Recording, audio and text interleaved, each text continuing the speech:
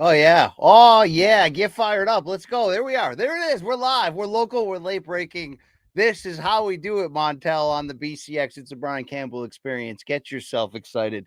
Thursday, June 12th of the 25s. Not our typical Wednesday, 4 p.m. Eastern slot, as schedules were askew, like former Sonics defensive backup guard Vincent Askew. But we're here. We're back. We're ready to go. Dave Sandine knows it. The best damn intro in all, excuse me, wrong thing, in all of combat sports, YouTubing, and grifting. Thank you so much. Is this the place, Infrared, for tips on working the box? No, that would be the Inside the Box podcast with Rafe Bugs that you may or may not have checked out yesterday. But we back. We in this. This is the show each week where I raise a afternoon cup of coffee to the working man, even though I'm trying not to go down this path where I spit out a few topics in circular rotation, not realizing if I've got to my point yet or not. And also where you guys ask questions, and what a time. What a time to be alive. Found this 99-cent shirt in the back of my drawer. That's what I'm talking about right there. Yeah, let's go with that. Shout out to Boston Scally for the hat right there. A lot of love to go around. Thank you, Street, Texas Forever Street. Thank you, Long Island Luke Nocita. Always checking in this guy. He's the absolute best, okay? Absolute best. And I am a Celtics fan, but even more than, well, maybe not even more, but sometimes more than being a team fan, I'm definitely a fan of retro ridiculi. And I'm not saying Jeremy Lin was ridiculous in a bad sense. I'm saying I lived that. I lived Linsanity, okay?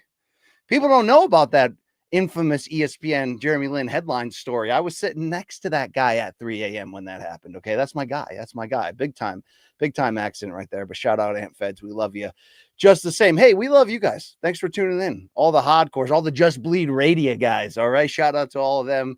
Shout out to you. Shout out to up here. Okay. Hope we're doing well. Hope we're doing good. Great weather here in the East Coast, in the New Englands. Okay. Great weather. It's finally feeling like summer around here. All right. Oh, yeah. A lot of lawn mowing, a lot of old guy stuff. You know, it wouldn't be me if I didn't break my lawnmower every time I use it, but that's another topic for another day. No, we ain't in the box, VA, but we still here. We still in this piece. Lots to get into today. Busy week in combat sports. So you'll be hearing my thoughts. And then we'll be getting to your thoughts. Super chat is open. You want to help out the channel. Thank you very much. Apparently that was the real MMA guru last week who jumped in and shouted us out. So, hey, guru. Thank you, brother. Thank you. Shout out to you. I mean, like I said, I don't always agree with the guru's methods or takes, but shout out to that guy for the run he's on at the damn moment right there. All right. We're going to do some fun stuff today. Shout out to all of the shout outs. Thank you, Lazy Bed. Shouting out to talking about right now. That's what we're doing. That is exactly what we're doing. Early Nocita shout out. I did a college thesis on why NBA players should be paid according to performance. And my argument was comparing Lynn's stats to Kobe's during that run. Dude, it's just, I mean, it is one of those great sports anomalies, whether it was fueled by Jesus Christ or not. Like, I always compare the Jeremy Lin run to the Tim Tebow run, where you're like, it just doesn't make sense, but it keeps happening. And those were some of, to be honest, my 12 years at ESPN, those were some of the most fun rides, where you have to work second shift till 4 a.m. every single night, but at least you got something to believe in. You got something to watch here. Some wild times back in the day in sports. Sports will get you, you know?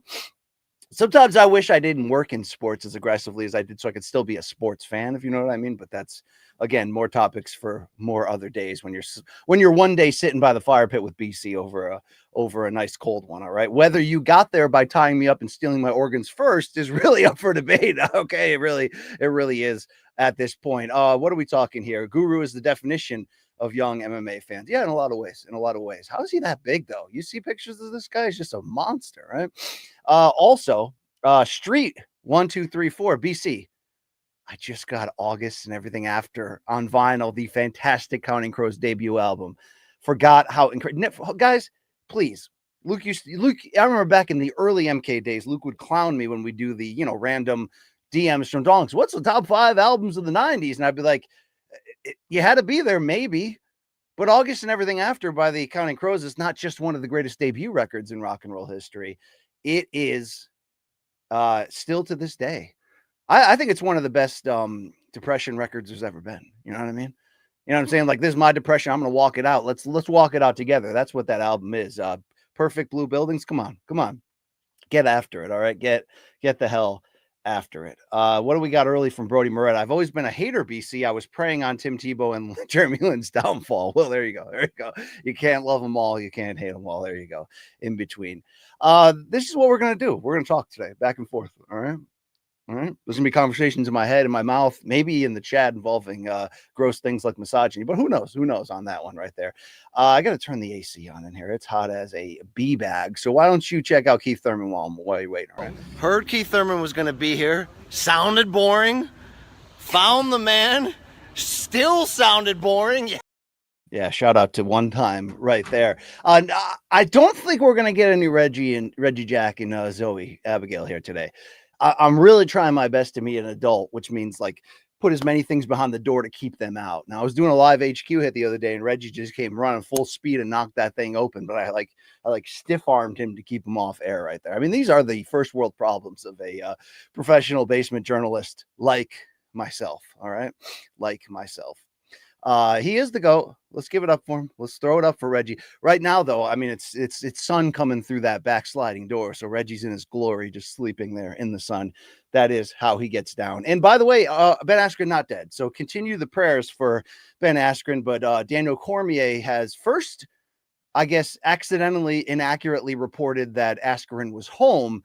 DC just now on Twitter said, no, he's still in a Wisconsin hospital, but he's fighting. He's fighting. He's I guess doing better. So, certainly don't wish any ill will on Ben right there. All right. Pat Barry is taking mentors. Your son. Okay, this is where we're at, Mr. C. Already. We're gonna have some Pat Barry talk. Keith, one time with the AG1. Was he? Did he have that in there? Was he the patient zero on the old AG1? Indeed. Let's talk about life. This channel. Hey, a lot going on this channel. Please, if you haven't, check out my interviews with Richardson Hitchens and George Kambosos, who, of course, will be fighting Saturday at the theater at MSG for Hitchens' 140-pound title. That's the IBF strap. And don't forget Cambo saying, look, I'm going to upset this guy, and then I'm going to rematch Teo to unify the titles. So those are pretty interesting. Rose Namajunas was also a very interesting chat at this point in her career. More on her to come, but check that out. I did get Jake Paul, but I don't even think I'm going to run it. It's one of those situations where I could get him, but you can only get 10 minutes. And then you're like, I'll still do it. I'll challenge myself. And then he's a half hour late and those 10 minutes turn into 8. And then suddenly at the 6-minute mark, they're like, we got to go. And I'm like, yeah, I'm not posting this, but that happens. You know what I mean? We'll check out Jake Paul's offerings this summer as boxer and promoter. MK's back tomorrow, 11 a.m. Eastern on the YouTubes there or wherever you find it. It's going to be a good one, previewing UFC Atlanta, setting the stage, recapping tonight's PFL card. We'll find out if Russell Brand puts his hand. Okay, that's too far there, BC, but I'm sure Luke's going to have a lot to say about that tomorrow. So check that out. All right. Mr. C, during that Hitchens interview, could you smell his breath through the screen? What are we doing here? Mr. C? Where are we going with this today? All right. Jake Paul, big time to you, brother, says Brody. Nah, his people did, but look, it's unacceptable, but I don't take it personally. It happens in this game. There we go. Quick merch update from Nosita, really the MVP. Him and Average Joe Art of getting this thing off the ground. Posters are sold out, but you guys can still cop the rest of the MK merch. That's morningcombat.shop. And I do need to talk to old Nosita about whether we can get a drop down on that menu to get some Reggie J shirts going. Okay. Get some main card minute merch up on that ass. I got a fantastic winter cap from Nosita there, main card minute, just like my JBR Just Bleed radio. How about that Sherpa skin on the inside? I'm ready to climb Everest with that jam. All right. That's what I'm talking about there. All right. Doing well beyond that. All right. Hoping I get the call some more big box. We do have Pacquiao coming back July 19th. Fundora-Tszyu. I'll keep you posted on that over there in the PBC area. And of course, we got big news to get into today about the box with the Crawford Canelo, Netflix, Dana, all that stuff right there. Jim Nance's nephew. Yeah, Reggie shirts. Let's F. I mean, it's time. It's time for that guy to get his moment, for Mr. October to get the love that he really deserves. All right. Mr. C chiming in. Just one of those weeks, BC. Okay. Just one of them days. Don't take it personal. Sorry for the I mean, I live on irreverent comments here. All right. I just want to get canceled in the first 30 minutes. Let's wait till like the 90-minute mark. Right. All right. So I'm going to ramble for about the next 45. You'll get your questions in after that. We'll have a good time. Maybe. Right. Maybe. Really. So how much can you tolerate? Right. That's going to decide that. Brody wants to get in the box right now. Fundora has improved enough to beat Tszyu clearly this time. He might even stop Timmy Tszyu. That's a bold take. That's a bold take because a lot of us do remember through 2+ rounds, it did look like Tim Tszyu in the first meeting in the kickoff pay-per-view of the prime era for PBC that he was on his way to knocking Fundora out. He was lining him up with those straight rights, and then an errant elbow to the forehead, and suddenly it's blood and guts time. And they put on a hell of a fight the first time. I feel like this rematch could go either way. And how about for rematches on that card, dude? Pitbull Cruz against Angel Fierro. That was a banger, excuse me, up there in Maine, right? Bangor. No, God, it's our first date. I just met her. Dixon Cider. I hope, right? Where are we? Where are we right now? All right. Also, I guess that's about it. All right. Happy graduation to all of you that are taking that next step. All right. Or your kids out there. I mean, is this a show for the youngins or is this a show for the old guys with the gray hair? I don't know. I mean, I guess I'm of that group. So I guess I just answered that question. Let's get into my topics though today, going right friggin' about now. Okay. All right. One more sip of this coffee coffee, as no C would say, coffee talk. Okay, we can talk about dogs, coffee. Big fan of that guy, Long Island Luke. You know what I mean? Oh yeah, yeah. All right. Early question, which will play into our first topic here. El Presidente, who you got in Canelo versus Crawford? And do you think Canelo is burned out from boxing? I definitely would say Canelo is in as weird of a spot as I can recall in a long time, right? It's weird. When this fight was first thought about at the end of 23, when Crawford in the summer had done the amazing to Errol Spence Jr., I believe there was a lot of momentum on Crawford. Then the fight didn't happen for the next 2 years. And I feel like every time we talked about it again, it was, yeah, but this is a real, Crawford's biting off more than he can chew.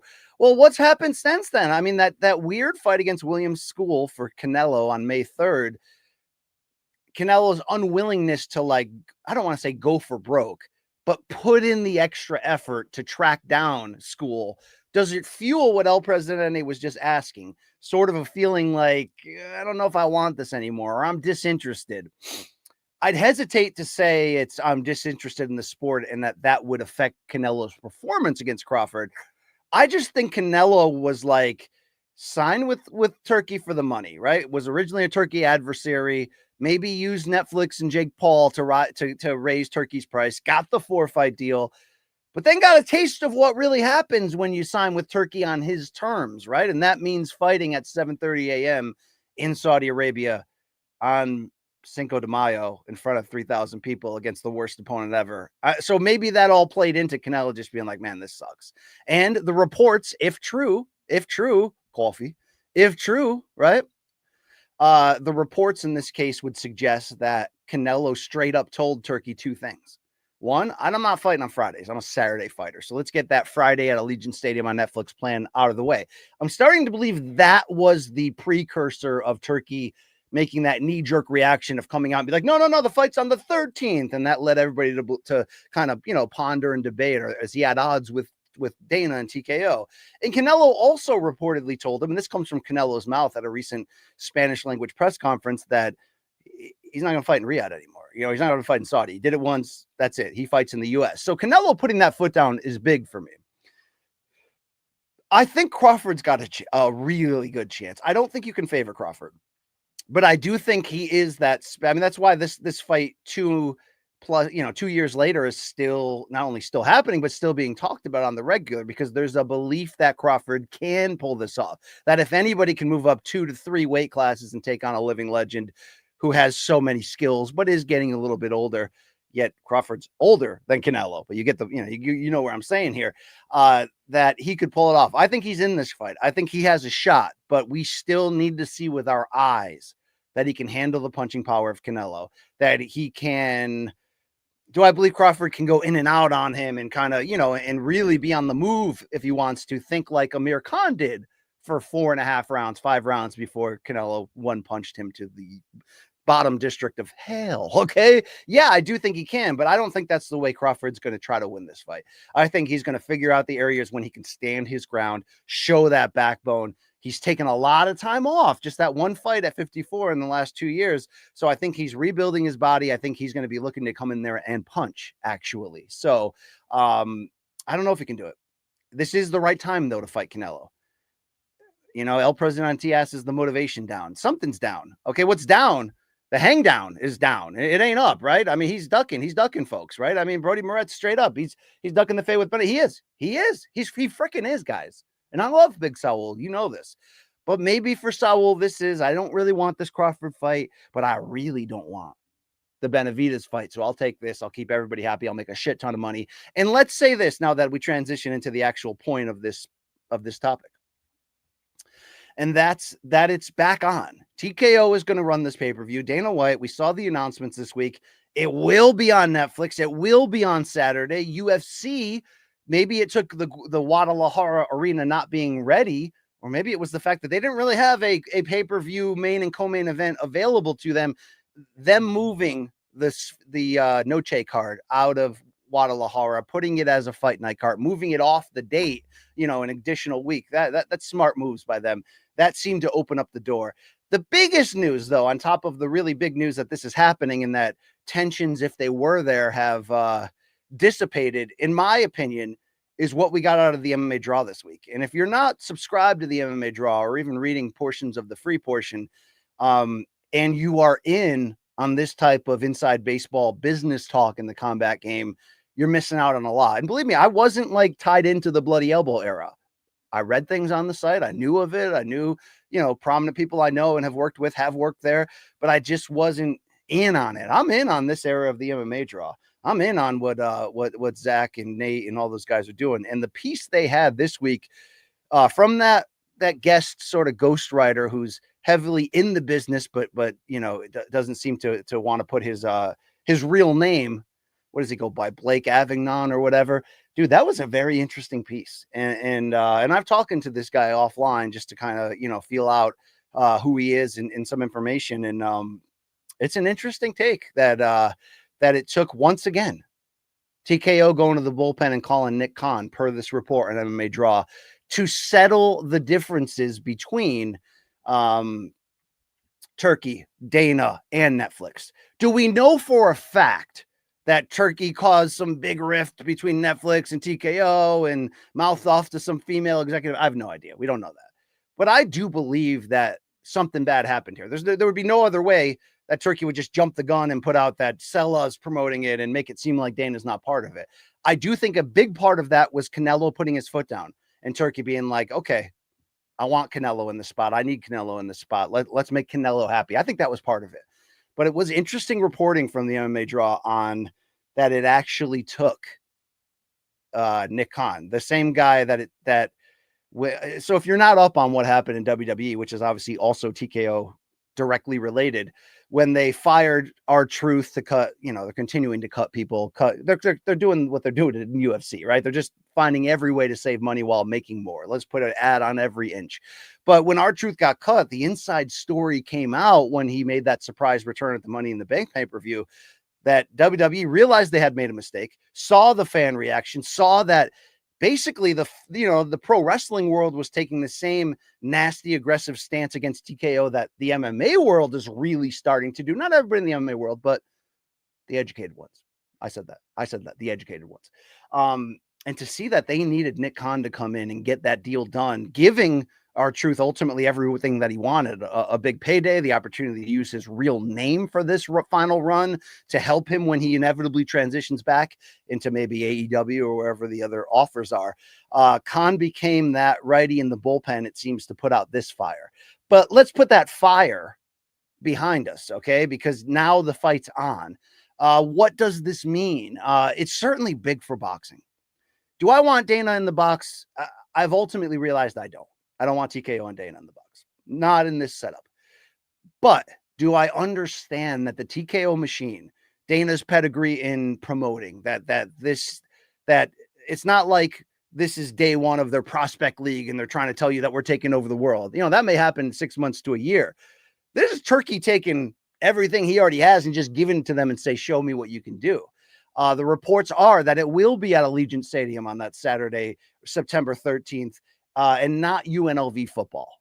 That some agreement is going to be made to move the location or the date of that game. Makes a lot of sense. Makes a lot of sense. You're going to bring in a lot of money for Las Vegas comparative to the UNLV football game. Also, the Fertittas have reportedly put a lot of millions in UNLV over the years in charitable donations. So there's a good relationship there. But separate from any BC issues with sports washing and the combination of two somewhat salacious creatures, TKO / Dana and Turkey coming together, I got hesitations. We all know this. Let's not rehash them. But it's big for boxing that this is free on Netflix. This is big. This is big.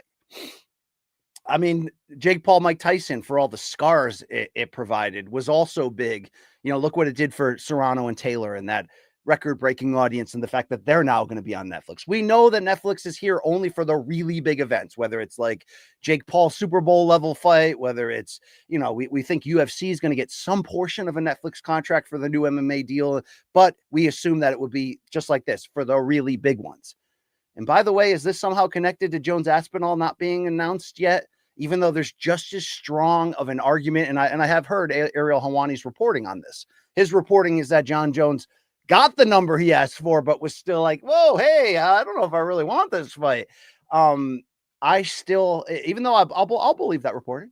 I'll believe that reporting. John's a nuisance. John's his own worst enemy to his own legacy on a yearly basis. But there's part of me that is wondering. Mr. C, BC, what's your definition of sports washing? Sometimes my jock strap needs a good, well done, well played in the moment.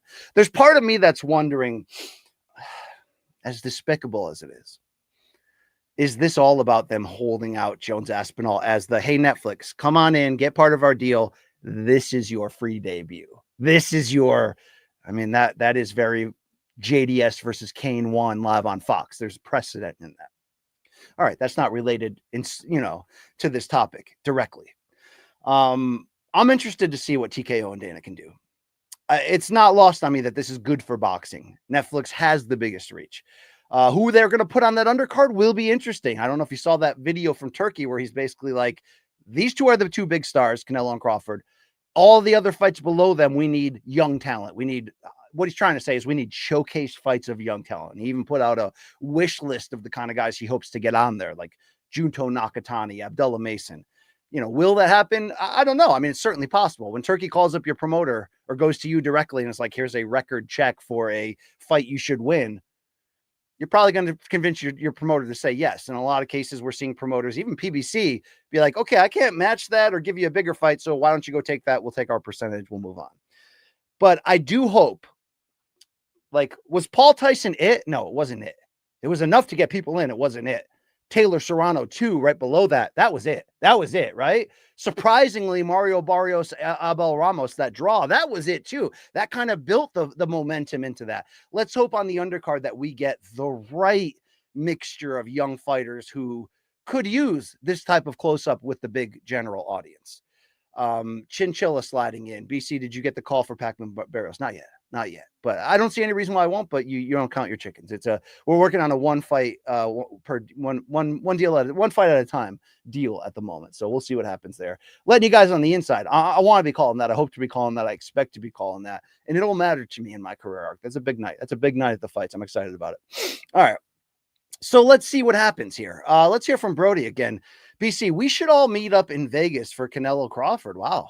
We can indulge in some Oscar De La Hoya type activities together. Brody's like, I got 2 words for you, BC: fish scales. No, I don't roll like that, Brody. All right. All right. You want to I'm more like to hang out with Bob Arum, if you know what I mean. You know, do you know what I mean? Do you? All right. Thank you, Mr. C. Prayers up that I get that call. Thank you very much. I want to get a lot of calls. All right. It's time. It's time. I'm even back in the gym. Okay. I had to take some time off.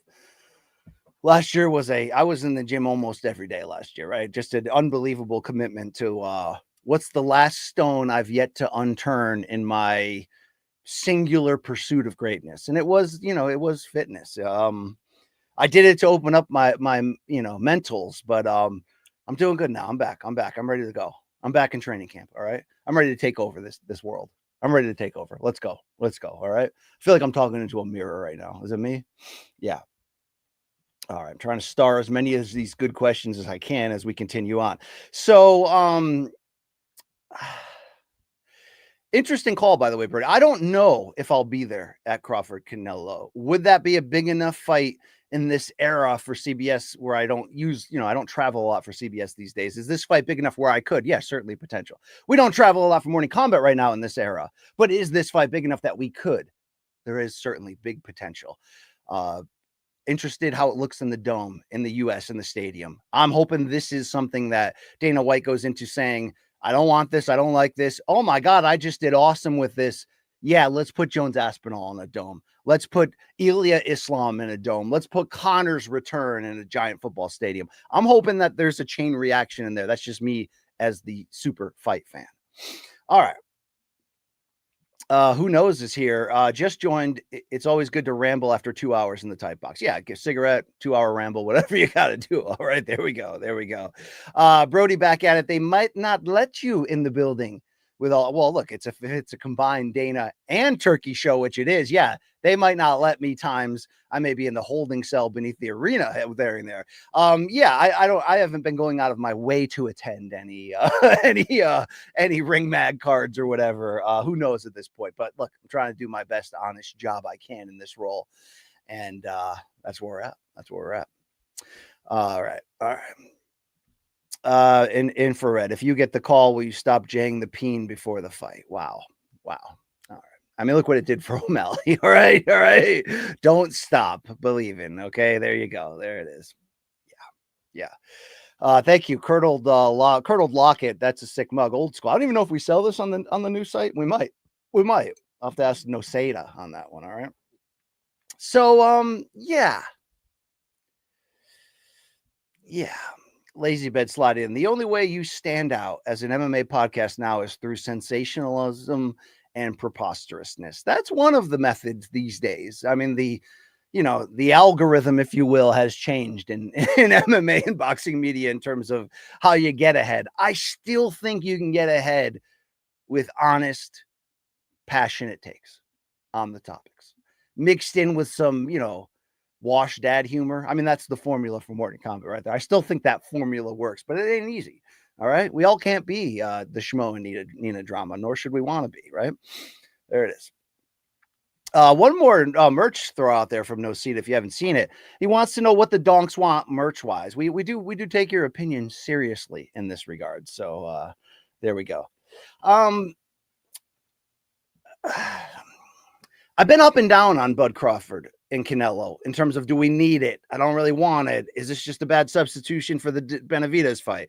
Well, it's definitely a substitution. I wouldn't necessarily say it's bad, but I'm coming around to the excitement level of what this fight offers us historically. And that is Crawford trying to become the first, in the modern era, 3-division, 4-belt undisputed champion.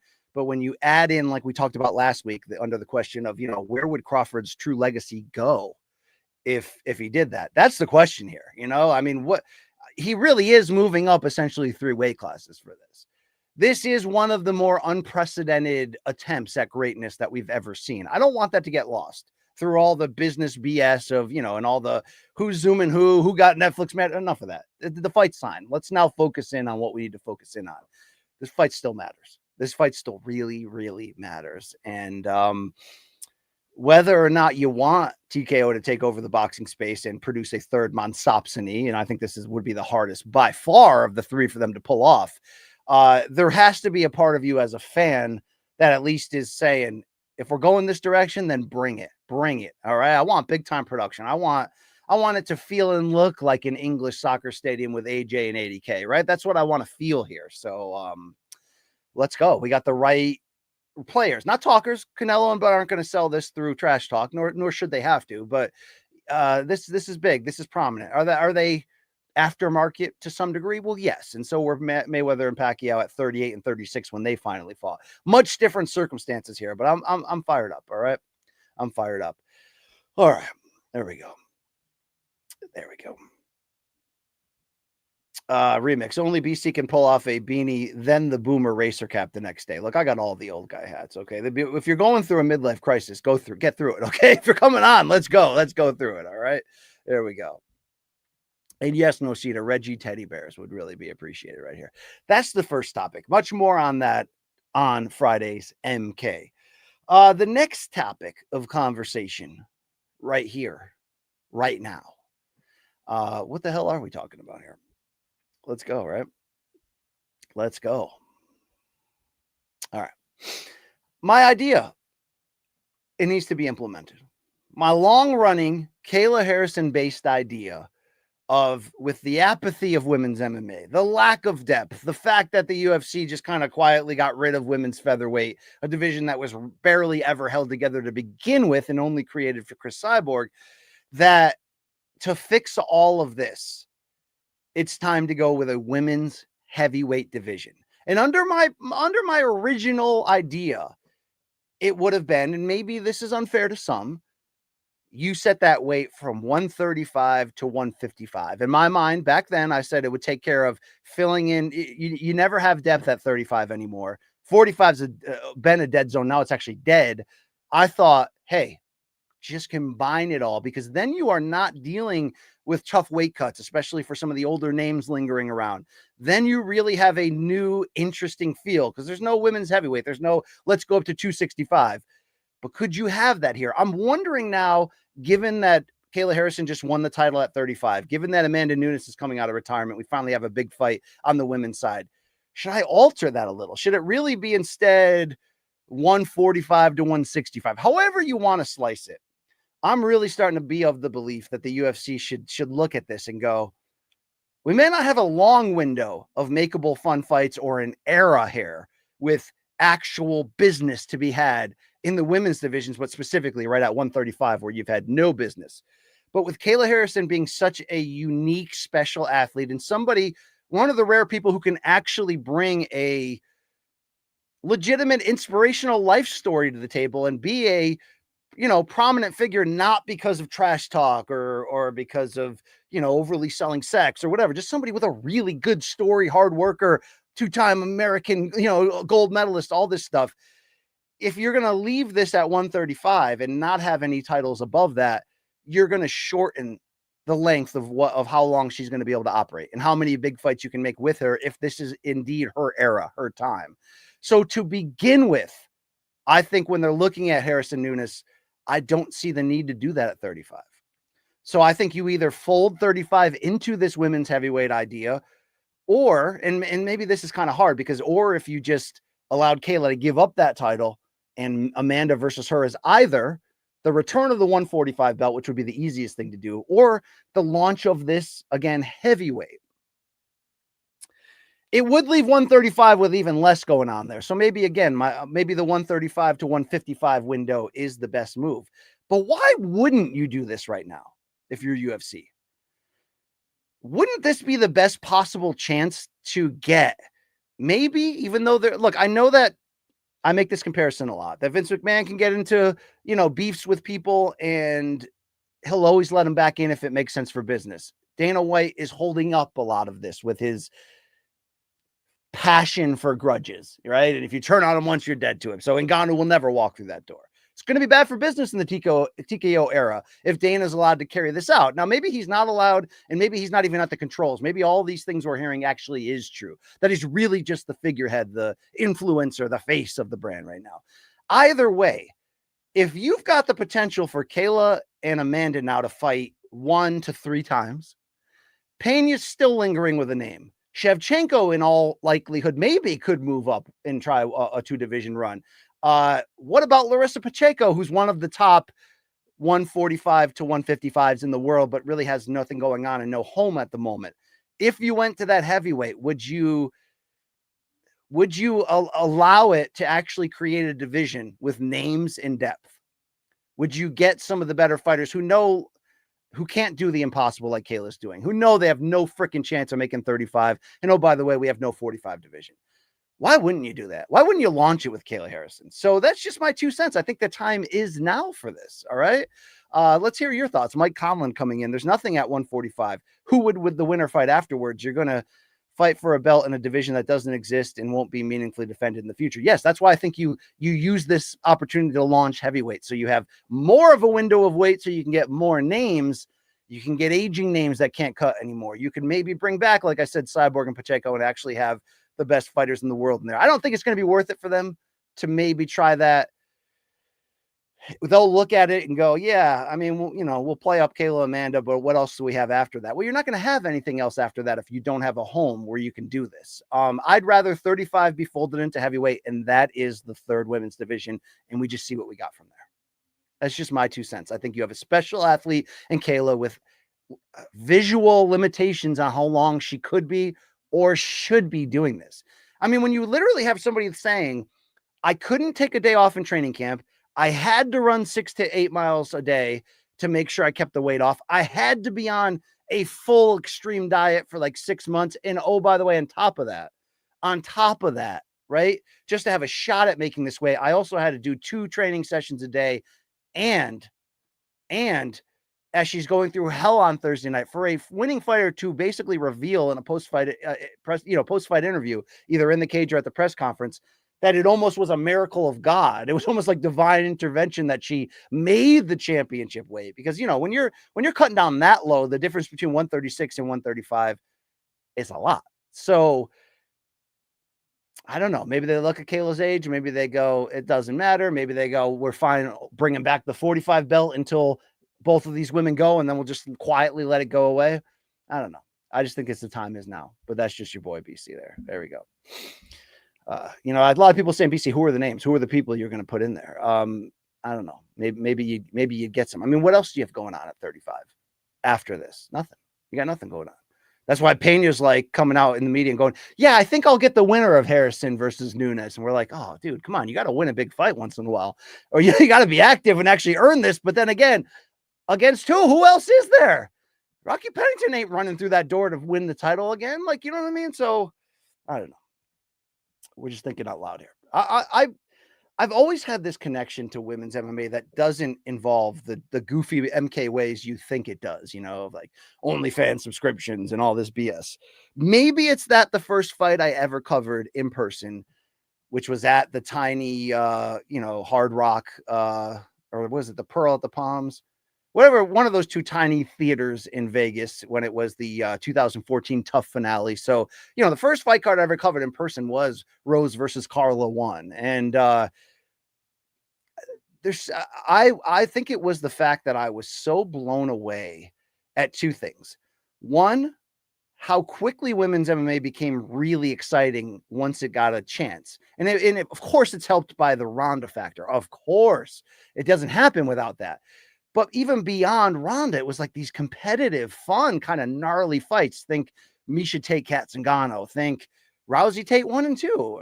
Like these kind of gnarly, aggressive back and forth fights. And I'm like, unlike most other sports, now it's not the case now in basketball because WNBA and elite women's college basketball has actually caught up and evolved, and it's really good. And there's rivalries and all that. It's never been the case in tennis. Women's tennis has always been fun for a lot of different reasons. But there's been a lot of apathy in accepting a lot of the other sports. And I felt like right away, like women's MMA is really good. It's its own thing. There's not a lot of finishes, but it's really good. And then I saw an instant acceptance to it by the MMA audience, which blew me away after years of watching, MMA fans make in the kitchen jokes about WNBA, and maybe that was me back in 2002 thinking I'm cool. But yeah, Brody remembers Ronda versus Miesha Tate was back when women's MMA was hot. Let's make women's MMA sexy again. Okay, I'm not necessarily talking about that element of it. I know you know that, but it's a funny joke there. Kayla Pennington is the only matchup left at 135, John Killa says. Yeah, and that's not even a good one. Okay, to be very fair with you. All right, there we go. So I don't want women's MMA to die off like this during a time when women's sports in general is like having its moment. And, I'm not a hashtag girl dad like the late Kobe Bryant or Luke Thomas, but I appreciate, women getting their fair shake, getting a big opportunity. So it's just so weird to me that the beginning of women's MMA in UFC and Strikeforce was red hot and people just accept it. Like, actually, this is really fun. This is great. And now all these years later, we're getting like the opposite reaction. Could the UFC do a little bit better? Yeah, they could stop putting women's fights in featured spots that don't deserve it. That'd be a big part of it, right? Like, don't force feed them in, kind of like how they're like, oh, it's a pay-per-view card and we don't have a heavyweight banger on here. Somebody get one of the Tafas up in the bullpen, we'll get Spivak for him. Like, it's that like, oh, it's a fight night card. We need a bad heavyweight co-main event. You don't need that. So placement would be a big part of it. But when you have a matchup that matters, like Kayla Amanda now, let's go big on it. And I hope they will. I really hope they will. And let's get creative. Let's get women's heavyweight. Let's do it. Wouldn't that be more fun? Wouldn't you be more apt to tune in, no matter who's fighting, to the inaugural UFC women's heavyweight title than you would, this division 145 that literally never had rankings on UFC.com/rankings in its entirety. Not once did they populate rankings of 5 or 10. That, you bring back that belt, there's no sex appeal to that. There's no excitement. You bring back women's, you start women's heavyweight. Okay, maybe we're on to something here. All right, there we go. Jay Allen sliding in mid conversation here. Thank you, sir, for your fine support of this program. What up, BCJ says, and I hope your little new one is doing great there. Shout out to AZ. In your opinion, which fight, MMA or boxing, has the best pre-fight lead up ever? This is a great question. All right. It's a great question. I guess that is very much related to a similar countdown or question or conversation I like to have, whether it's over beer in Vegas, before a big fight with my fellow, journalist nerds, or it's like, or you're just shooting the shit at. Like, some of the best times I have, I got to take that freaking 5:02 a.m. train so I can make sure I get to New York on time for MK. But because I get there 3 hours early, me and Nasida get to sit there maybe in the 8th row, eat our breakfast, and just talk MMA for a while. That's when these type of conversations come up. If I'm relating this to what fight had me the most freaking excited, then in some ways that plays into what is the best pre-fight lead up. So that's Carwin Lesnar. Did it have a crazy pre-fight lead up where they're, brawling with each other? No, but that excitement level was like, oh my God, this is Hogan Andre at WrestleMania 3. This is crazy. The real answer, however, where you actually had not only the excitement for the fight, but a soap opera in the lead up, there's 2 of them that would answer this question very quickly and easily. Nocita's got 1, Jones Cormier 2. I mean, there's been nothing like that in, maybe, and you add in the John Drugs at UFC 200 that, postpone that one. And, UFC 214, the rematch. There you go. That's one of them. Obviously, the biggest fight in the history of the sport. Conor versus Khabib is an altogether insane and absolutely insane soap opera that led up to that. So that's one of the best pre-fight buildups ever.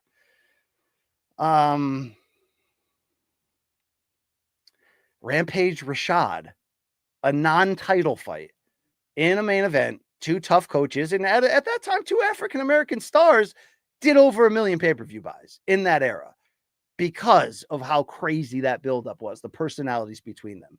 Yeah, so it's like I was fired the frick up for Son and Jones 2 and Carwin Lesnar, but neither of those did have that amped up. That was just more like, damn, I got to see what this looks like. But when you get the juiced, amped up, back and forth trash talking, let's say it, Aldo McGregor, maybe helped by the fact that we went through a full global press tour and then Aldo pulls out, and we had to get at first the Chad Mendes fight, but that's just part of the build. Aldo McGregor is one of the greatest builds of all time. Conor Nate 1 and 2, but really particularly 1 that fight week, well, 2 as well, because the water bottle and yeah, the whole shit. That is just cartoonish soap opera build. Arturo knows. Jackson Evans, underrated classic. Lazy bed sliding and world tours don't happen every day. Yeah, that's why. God, UFC, can you please go back to actually spending money to promote fights, please? The best thing I heard about TKO being in this Canelo Crawford thing is like Turkey's like, yeah, we're doing a 3-city global press tour. We're going to Riyadh, but then we're going to New York, and then we're going to where's the other one? Is it LA? Oh, it's Vegas. It's Vegas. So you're gonna get, yeah, that's when it's big. That's when you get fired the hell up. Boxing wise, though, Jay Allen. Boxing wise, it's a great question. Let's go back to it here. What has been I always bring up Canelo Floyd because it was one of those, not as dramatic as Bud moving up to face Canelo, but it was one of those, oh my God, Floyd at 36 is going to move up to 54 and fight this 23-year-old killer. And again, you cannot underestimate what that fight meant at that time in 2013 to boxing, in a lot of ways, Las Vegas. We had not had a super fight even close to that since Oscar versus Floyd in 2007. So even though Floyd versus Canelo wasn't a contentious build, you had the press world tour. They were actually outside in Times Square for one of them. Like, it was incredible. And you had a feeling that week that this is our Super Bowl and we haven't had one like this in 6 years. We need this everyone was bought in. I cannot stop telling you this story enough. That weigh-in was the first weigh-in Vegas ever had for combat sports where the full arena was there, where for free tickets to the weigh-in, their arena was sold out in full. And people were, I know this because I was coming back from the bar at 4 a.m. That was my first ever Vegas trip. First time I met Luke Thomas in person. But I'm coming back at 4 a.m., walking by the arena, and there are lines of people for a 1 p.m. Pacific time press conference. Insane. And then you get to that press conference, and Richard Schaefer of Golden Boy comes out and one by one announces every single fighter on their roster to huge applause from the fans. And the arena shaking. I remember thinking, damn, I've never experienced something like this. Again, not contention between them, but a grand moment and a grand feeling. If we are talking about builds, Mr. C is right. Chris Eubank Jr. versus Conor Benn. Like, even if that fight had sucked, we would still be looking back and be like, man, what a soap opera build to that. Senior stepping out of the car on camera. It's a huge cheer, like just pro wrestling craziness. Yeah. Oh, by the way, they put on the fight of the year on top of that. Also, Oscar versus Floyd has to be in this conversation as well. That 2007 super fight, because of the importance of what the HBO 24/7 pre-fight documentary series, which would be the template, right, that you would see now everywhere. You know, you see with Showtime and All Access, and they had some tremendous ones. But that one in particular, Floyd using that vehicle to publicly turn heel and become an absolute star, the aging Oscar trying to dial it back at 34 and find one great performance again. And the fact that that was shot out to the masses, you know, free on early YouTube. I think they played that on regular TV too, those episodes. The amount of housewives that tuned into that reality TV build and were like, damn, I got to see this fight. The shenanigans at the press conferences, that's up there. Is there a better build in the history than Leonard Hearns in 87? I'm sorry, Leonard Hagler in 87, with Leonard coming out of retirement. The fact that Leonard had screwed over Hagler years earlier with that retirement announcement in Baltimore in the middle of the ring when it looked like he was going to challenge Hagler. That obviously with Hagler Hearns, because that set the template for the idea that if you just do a merciless amount of press tours all over the globe, I think they did like 27 stops on the build to Hagler Hearns, like every major city, you're going to force these guys to hate each other so damn much that it's just going to spill out into the ring. Now, it's never spilled out into the ring exactly like that before between two elites, where it's blood and guts for 3 rounds in the greatest sequence you've ever seen, but a really big fight with really big stakes, that pre-fight element fueled it. Okay. Jamie Aguilar, 24/7 Cotto and Brian holding hand. Yeah. Miguel Cotto and Brian Alvarez in the same bed. That was wild. Also, obviously, the build to Cotto Margarito 2 in 2011 was also very memorable. Margarito's eye injury, the fight up, a lot of crap was going on there. Brody's going to bring back the 2019 Pacquiao Thurman buildup was hilarious. He says the PBC on Fox Face Off you hosted was classic. It was a very good episode. Shout out to Keith Thurman for making that a very good episode. One of my favorite gigs I have ever had in this game. And yes, okay, Foreman Ali, the delay, the documentary, the Africa part of it, and Conlon saying I'll probably put Ali Frazier. Yeah, I mean Ali Frazier won is the biggest fight. It's to me still that's the biggest fight ever. In terms of just interests, stakes, it's up there. It's up there with, Schmeling Lewis, 2. It's up there with Jack Johnson, Jim Jeffries. I mean, it's up there with a lot of them, but there ain't nothing bigger than that. And as Mike Conlon says, when their fight of the century revolutionized how big fights get promoted, no question about it. All right. So great question from Jay Allen. Yes, Mr. C with the support. My final topic before I turn it over to you on the full time. And Zach Taylor's right. John versus DC was amazing. Who knew DC could be that way? He still feels it to this day. Dude, I love the video that DC just put out. I think it was on his YouTube channel, basically saying, hey, John, if I was in your spot, he's like, I'm fat now. I can't fight. I'm an announcer. All I can do is talk, but you can still fight. And if I was in your shoes, brother, I'd have fought him already. Yes. That is the anti-company message. Come for the heart and the soul of your greatest rival. Let's go right there. Okay. Thank you, DC, for saying what needed to be said. All right. Beef Lamont, is Chael worth an RSD or is he too corporate? No, we did an RSD with Chael the day of the Jake Paul Anderson Silva press conference in LA that Chael hosted. It was a good one. It was a good one. He couldn't get into the details about the Luxor at the time, but next time we'll do that. All right. All right. My final point, folks. All right, Brody, you trying to get banned with these Edwin Valero jokes? I mean, well played, but you trying to get banned with these? All right. Rose is back. And that matters to me. I'm a Rose stan. It just is what it is. All right. We have our people. All right. I'm a Rose stan. And I got the same fears that a lot of people have for her, that it feels like she's kind of fighting through the motions at 125. She's 2-2. Yes, she's won 2 of her last 3. And yes, the 2 losses were against elites in Manon Farreau and Aaron Blanchfield. And yes, you can argue in both fights that she was competent and maybe could have / should have won. Maybe that's aggressive. Maybe that's fanboy talking, but it doesn't seem to be the same passion, focus, which is not shocking because that's the history of Rose. She's one of the most mercurial athletes that we've ever seen at the highest level. She has a 13-7 career record, which borderline speaks of journey womanism. I mean, okay, that's aggressive, but nobody hits the higher moments every 3 wins in a row and then she'll implode. That's the old pattern, but nobody hits the high notes like her. And it just hasn't felt at 125 like she's in the right division. She's in it for the right reason, or maybe right reasons is wrong. Right reasons. Remember that song from The Bachelorette? I walked in on my wife watching it one time. All right. And the chick was smoking too. Thank you.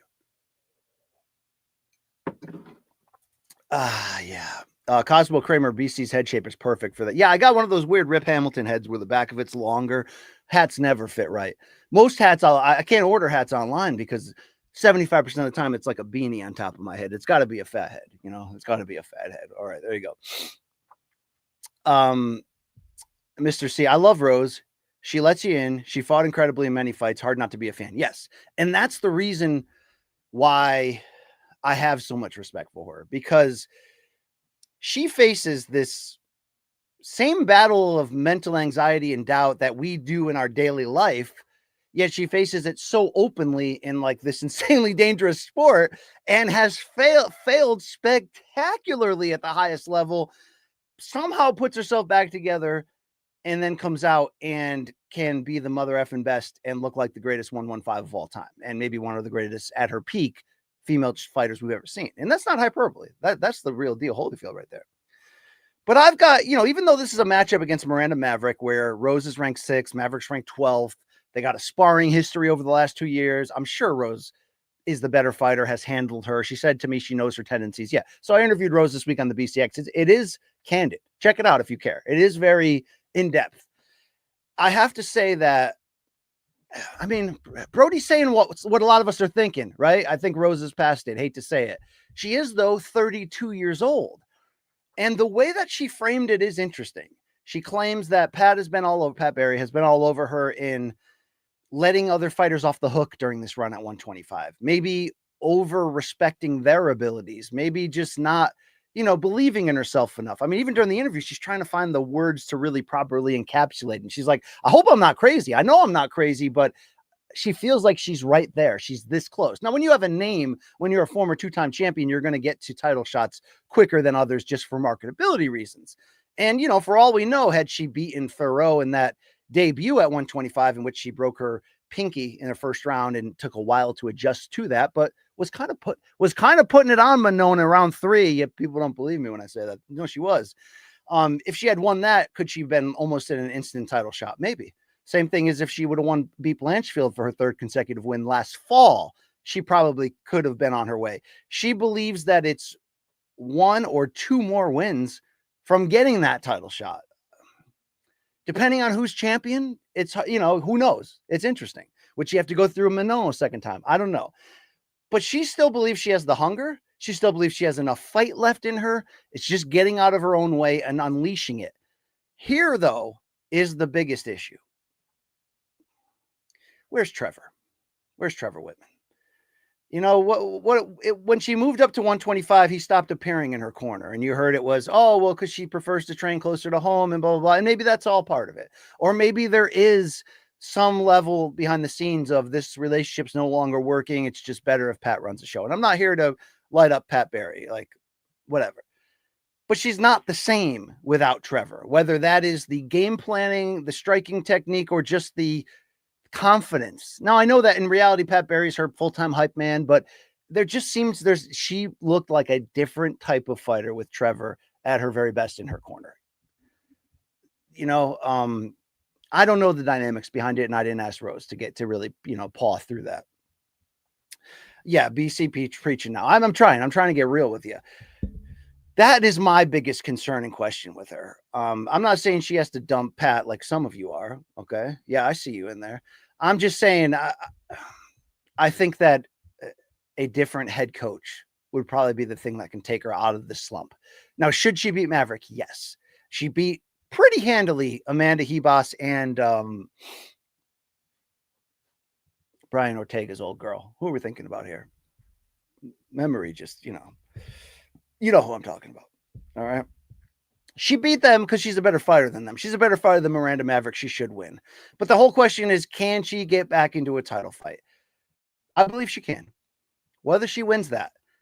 Tracy Cortez. Thank you. Thank you, Nosita. I could have looked that up, of course, but I was having, just full brain talk. Brody's like, enough women's MMA. Okay, I have an album request for you. All right, give me a minute here. Give me a minute to wrap it up. I know, DJ Sereni. I know. It could be the pound for pound queen, if you know what I mean. There we go. Enough weirdness. All right.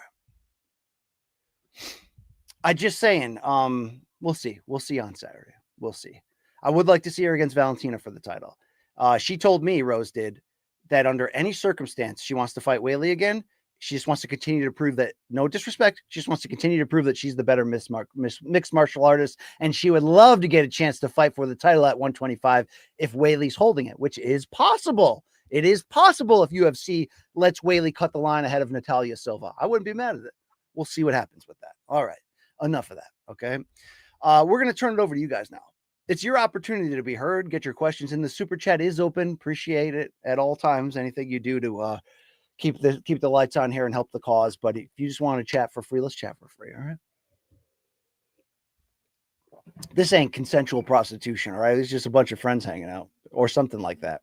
Let's hear from Mr. C. Who has the best spouse in the corner, Mike Perry or Rose? Definitely Coach Latore. Yeah, I'll take Coach Latore over Pat Barry. Just the inspiration she gives, She's like, Mike, you're doing great. You look great in there. It's great. It was great. A real revolutionary moment from them. Okay. Oh, before we get into anything here, I was asked by Dylan Warren on this chat a couple weeks ago to check out his band Shades of Raven. They're a sort of a modern American straight ahead rock and roll band, and the song Waiting For. So the song is Waiting For by Shades of Raven. And I put that up in the machine. And I got to say, you guys are onto something here. You guys are onto something here. This is straight ahead, clean rock, almost like a modern evolution interpretation of what Creed had going on, 20 something years ago in that same lane. That's that same pure American rock and roll, but modernized without going into the sort of lame areas. It's straight ahead rock and roll, and I'm digging it, and I'm going to chip away at it. So appreciate that recommendation. Check out one of our own here, the band Shades of Raven, Waiting For. I like the harmonies. I like the way you guys build to things. Good guitar work on there. I know our guys playing the bass on there. I checked that out as well. So appreciate that. All right. A lot of people are saying they are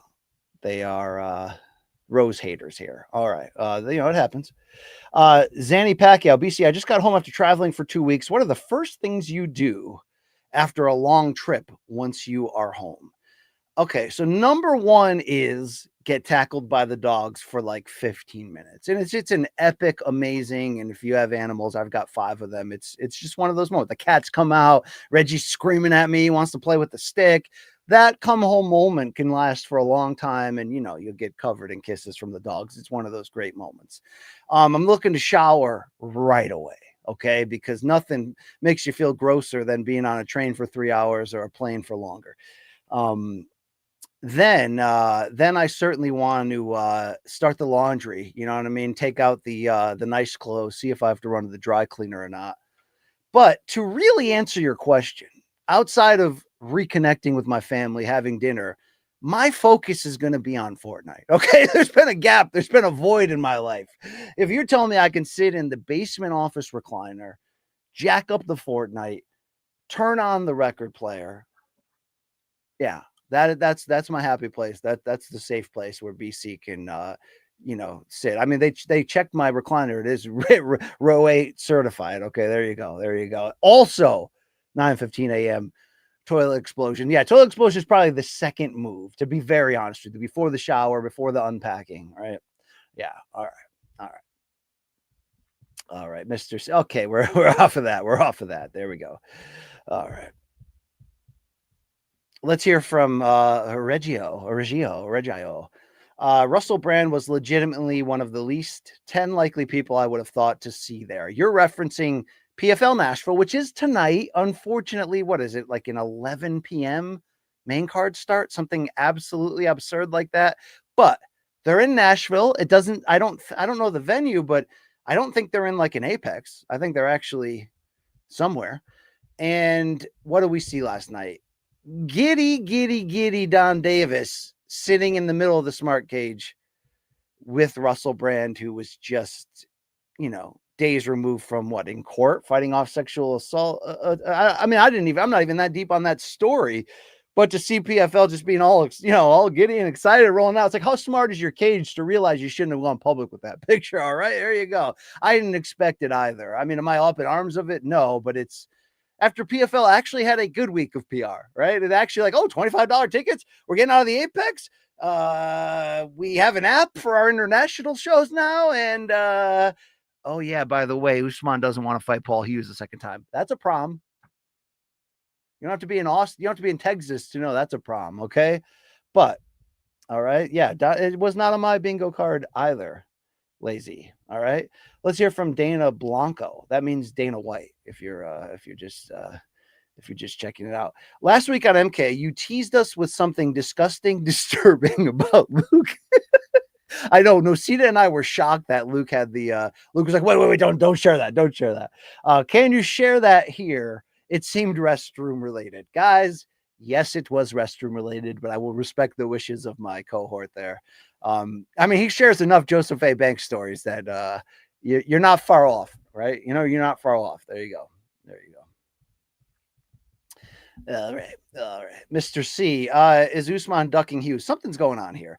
Apparently, Paul Hughes is revealing there's been text messages from Usman Nurmagomedov that's like, no, you need one more fight before you fight me. I want to know right now, what is what is the contract situation of Usman Nurmagomedov? Because I feel like he's going to be fighting Ilya for that lightweight title eventually. You know, obviously you got to get through Charlie Olives and there's other guys around. And Gaethje's like, yo, I'll retire if I don't get the title shot. And I love me some Gaethje, but I love also the MMA response on Twitter. It's like, hey, you had a good run. We'll see you later. All right. Yeah, there you go. There you go.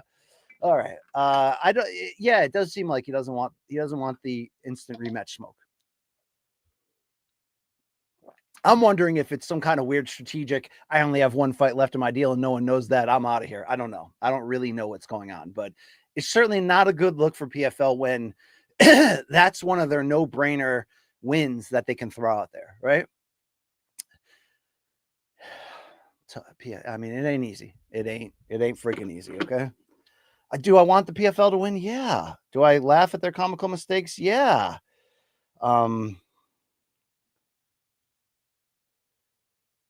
Okay. All right. Sometimes these texts I get, I'm not trying to do a Dan Rayfield bat phone bit like he used to on his famous live ESPN chats, but sometimes you get these texts in the moment. You're like, damn, I wish the public could see that rumor. Damn. All right. Yeah. Let's play ball here. Let's do some things. March of 34. Thank you for supporting this here BCX Ramble. We all want MK to get past the 176K YouTube subscriber total that we've been sitting on 714. There's an old baseball reference for you for a long ass time, sitting on 176. But he wants to know, do you think the slump in MMA is also keeping subs down? During the documentaries, MMA seemed more exciting. That's a part of it. That's definitely a part of it. I mean, already the MMA journalist / content creation business was changing on a insanely rapid level, like just constantly changing. So that already was in play. Money coming and going from the industry, the viewing habits of people changing, more fighters getting their own YouTube channels and podcasts, you know, so it's not as important for, you know, shows to have interviews or shows to have this or that. I mean, you really have to fight for the space you have. What are you bringing to the table that separates you from others? It is hard right now in that regard. It probably was easier. Well, certainly was easier with the Showtime and CBS budgets to be able to do almost anything we wanted to do. I came up with crazy idea while in row 8, and the next day that idea could be implemented with props and everything. I mean, it was that era for us. That helps you stand out and grow quickly. We don't win those awards. Well, we probably don't win those awards without Reddit, to be fair, but we really don't win those rewards without our ability at that time to constantly do things differently. Do things extra, fun, ridiculous, what have you, resume reviews. You know, I mean, like we had a lot of vehicles going at once. But the turn in MMA's not necessarily decline, right? Because the numbers are still going through the roof. UFC jacking up the ticket prices. It's not slowing them down. But their TKO's active decision to neuter it, to water it down, to remove the soul, to make it all about money and less about storylines, promotion, blah, blah, blah. You know what I'm talking about. That plays a big role. But really, maybe to some degree, so does UFC's aggressive alignment with right-wing politics, because now if you say anything negative against that side, you're against America and the UFC. Could that factor into people going, well, I'm an MMA fan, but I'm not getting my news from liberal Luke. I mean, I don't know. Does that factor in? I don't know. One day Luke and I are going to look at each other and just be like, man, we're old. Okay. Like we're old. We got our core group, but we're probably not going to grow any bigger. I think it's a confluence of things that we've sort of hit a wall. I also think there's going to be another era for MK, another big era is what I'm trying to say. We're fighting for survival in 24 and 25, but in 25, like we're not doing too bad. It's not where we want to be. We don't have all the access to the resources. We got merch again. That's a big deal. All right. That's a big deal. But I feel like there's going to be another boom in this business because it's always cyclical. There's going to be another opportunity for this show to shine at a big level. And maybe that'll be when we really get off the bubble of where we're at right now and really keep going. Or maybe just the tastes Maybe the audiences are so, like, that's what I've always felt in boxing. The audiences are so polarized and so subdivided in a lot of ways by like nationalities. You know what I'm saying? Like, there's a huge Mexican boxing confluence. There's a huge, African American and urban boxing fan base. It's hard in that space to be the kind of show that pulls in everybody. I've always felt that in boxing, it's really hard to gain real traction. I think that's why a lot of these guerrilla interviewers, think like a Ellie Sackback, a Marcos Viegas, a Fight Hub, they were able, that's the kind of content that everybody watches, because that's like up to the moment, up to the minute gossip, interviews, bang in your face. In boxing, it's hard to really, carve that out. In MMA, it felt easier, but now with so much politics being, injected into MMA, and with politics being as polarizing as ever, it almost feels like the MMA fan base, the people that would consume your content, is that. But you also, like I said, you can't you can't look over the fact that there's a million shows and now every fighter has one too. Networks are not, websites and networks are not putting in the same financial commitment to shows, and then think about UFC retaining editorial control on basically everything they do. So it's all in-house in them. It is harder in that regard, but if you do it for the love, you're going to keep fighting. All right. Ellie Sackback is always reporting, Brody. Indeed. Like I always say, though, I like Ellie. I don't agree with everything he's ever said or done. He's got feuds. He's feuding with Caleb Plant right now, but the Ellie I know is a good person with a lot of wisdom. I appreciate that relationship. We're all people at the end of the day. All right. Kegu, I need a signed MK Bong. I actually don't think that's impossible for Nocita to pull off. I really don't. Okay. I actually really don't. All right. All right. Jay. Is that Jay Aaron? Hey, BC, love your work. Jed Mishu informed us that the MMA Fighting and other media groups are striking against Vox Media. I did see that. Do you happen to know anything about this? No, I don't know the details. The last few times I saw Jed in person, which were both at a pregame preview, this was certainly a topic of concern, and we were talking about. I don't know all the deep-rooted details. I've seen a couple of Jed tweets. I certainly support all those guys. I mean, I always try my best to support everyone in our industries, because we want the industry to be on fire so we can all eat, right? We want to all be able to get those. I mean, you have beefs, you have people that you think aren't good enough, or they're industry plants. I mean, there's all that BS all the time. But I don't know the info, but I know that those guys have a fight and they're fighting it. I mean, Jed's a dude like me. Jed can be an absolute jerk off on camera. It can be the goofball. It can be the hard opinion guy, but Jed cares. Jed cares about MMA coverage, cares about fighting this battle right here for the right reasons. Jed's a put together individual, despite being disbarred as a lawyer and having gross hair, right? I mean, he's a great guy too. There you go. Yeah. Lazy Bed. 85% of the people I mention MMA to are disgusted by the UFC product and can't believe I consume it. Yeah. And think about it. Think about the different elements of that pie in the pie chart.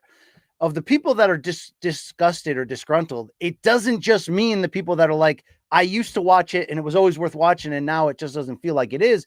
It also could be the polarized people who are like, I don't need this much Kid Rock on my TV. Okay. I don't need all the Trumps there. Like, that is an aggressive turn. And it's nothing against right-wing politics of what I normally subscribe to. What, the people like, yeah, but what if Biden was there? You would have loved it. Dude, F Biden. Okay. F all these lame politicians. First of all, I don't need them there. You want to span a camera on them and be like, look at this. We got a celebrity here. We got a politician. Cool. Now show me Sidney Sweeney. Okay. All right. There we go. Yeah. But yes, that matters. It matters when you take the buzz off of your own sport and momentum. I know why TKO took the buzz off of. They have a monstrous amount of debt to pay off from all these purchases. They have a lot of people that need their money, investors, board members, all that stuff. They also have swinging corporate raider sharks that are willing to gut the industry in order to make the most profits they possibly can. They're not in this for the love of the sport and the game. They're in this for the money and dominating, whether that leads to Ari funding his brother's presidential run, or the two of them buying the White Sox, like you hear people rumoring, whatever the goal, the plan is. They have taken the buzz off of the sport. I want to say purposely. I don't think they're like, yeah, let's make it so nobody wants to watch. It's just that they don't care. The money is in the government deals and the TV contracts. As long as those are secure and they can show the numbers of what they do, they don't care. So why should you? And that's becoming the thing that we're all saying to ourselves internally. All right. Let's see what Nosita is saying. MK Bong in general would be dope. Quite literally. Okay. Quite literally. I mean, Nosita, can we partner with that Mike Tyson bong? All right. Can we do that, please? I'm sure we would help them sell a lot of those. They're like $600, but is that money well spent? Let me ask my friends. Yes, it is. Okay. It is. There you go. There you go. All right. Wow, imagine, look at Nosita back at it. Imagine Jed coming out of legal retirement to take Vox to court and defend on behalf of the right. This is almost like a made-for-TV movie here, right? The lawyer who basically decided, yeah, I don't want to do this anymore, who then got into cage fighting writing, comes out of retirement to defend the job. Like, this is great. This is like, yeah, this is somebody's going to make a Rocky 8 out of this. All right, there we go. I'm here for that. All right. Brody Moret. AOC is a baddie, BC. We need her at UFC. Yeah, I mean, I'm not going to complain about that. It's like if you want to give somebody the extended walkout and bowing down and let all the announcers come over and, here, put the belt on. Hey, let's do a dance together. Like, at least put it on some cans. No, that's disrespectful. I don't know. All right. It's just weird. It's gross. And if you don't think I'd say the same thing about every single other politician being injected in this spot, like this, like, okay, cool, you're friends. Can I watch the fights now? Dana, can you prove to me you care about these fights? Can you prove to me that you actually know what's happening? Okay, because all your press conference answers are like, what? Oh, I don't know. We'll talk about it on Tuesday in the war room. Like, I don't do what? Oh, my new energy drink. Yeah. I like the grape flavor. Okay. Come on. Right. My heart going boom, boom, boom. Right. All right. Old man Dave Sandine. How old is Sandine? Like 50s? I don't know. We need an age check. ASL from Sandine here, okay? Speaking of Sidney Sweeney, still waiting for the MK used bathwater soap. Smells like regret and glizzies. That is exactly what it would smell like. Wow. So we did. Do you realize, like, in passing, I'm like, yo, we need to get MK Jerkins. And it was on our website like 4 days later. Shout out to RJ Dunkelmaker for that. Yeah, I think we can get MK soap and put just some nasty flavors on it. Just please look into that, Nosita. Thank you. J Ray wants a nickel for each sale. Of what idea did you come up with there? All right. Mark Andre Barrio. How about just MK rolling paper? Probably doable as well. Okay. Probably doable.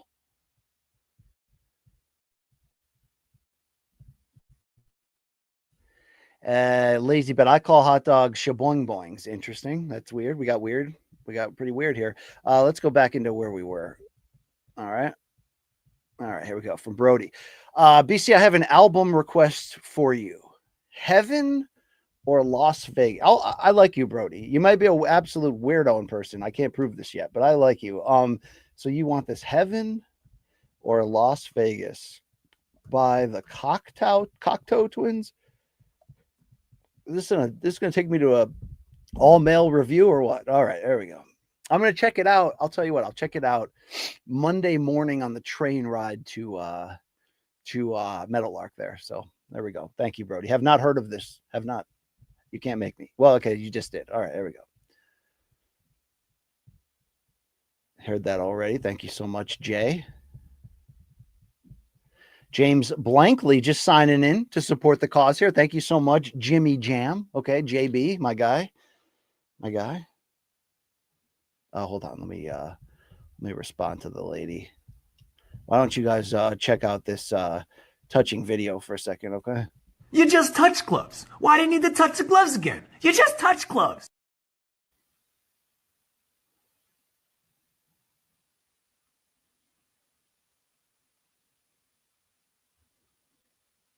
Okay. Let's get back into you.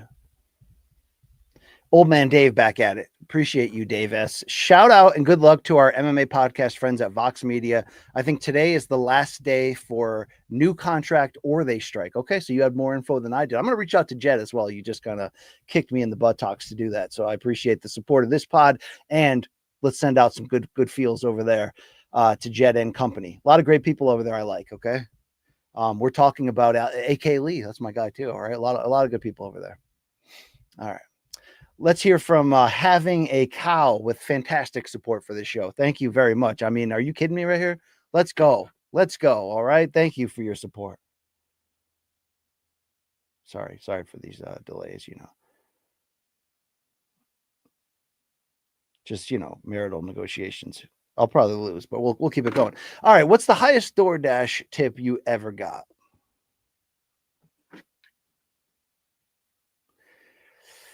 Nothing too crazy.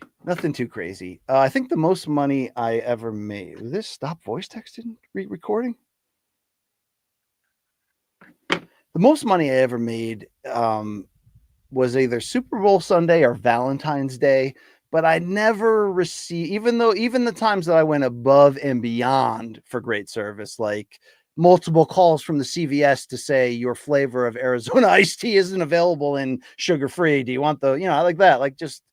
And oddly enough, I took pride in excelling at that job, maybe because I needed a battle at that point, and it was a fun adventure. But I think just basic tips, I may have gotten a $10 tip one time, and that was pretty awesome, but nothing too crazy right there. I mean, maybe people with good strategies or great areas have found a way to really make a living out of this, but it's hard. That's a hard gig. I mean, you're going to destroy whatever car you're using, so you sort of take that in advance, but that's a hard gig to really dominate, because even when you get hot, you're always sort of up against the algorithm in general. But if it was good, if you really study, know the locations that get hot at what times, and commit to making sure you get a spot, because how they work the scheduling of it is a little bit tricky, but I want to recommend it. I'm sure you can make much more with Amazon or UPS or something, but the work when you want to part is the big hook there. All right. And, of course, when they're like, oh, the order was canceled. Here, driver, do you want this full bag of, fast food? Yes, I do. In fact, I do. Thank you very much. Okay. All right. Tip to tip. Indeed.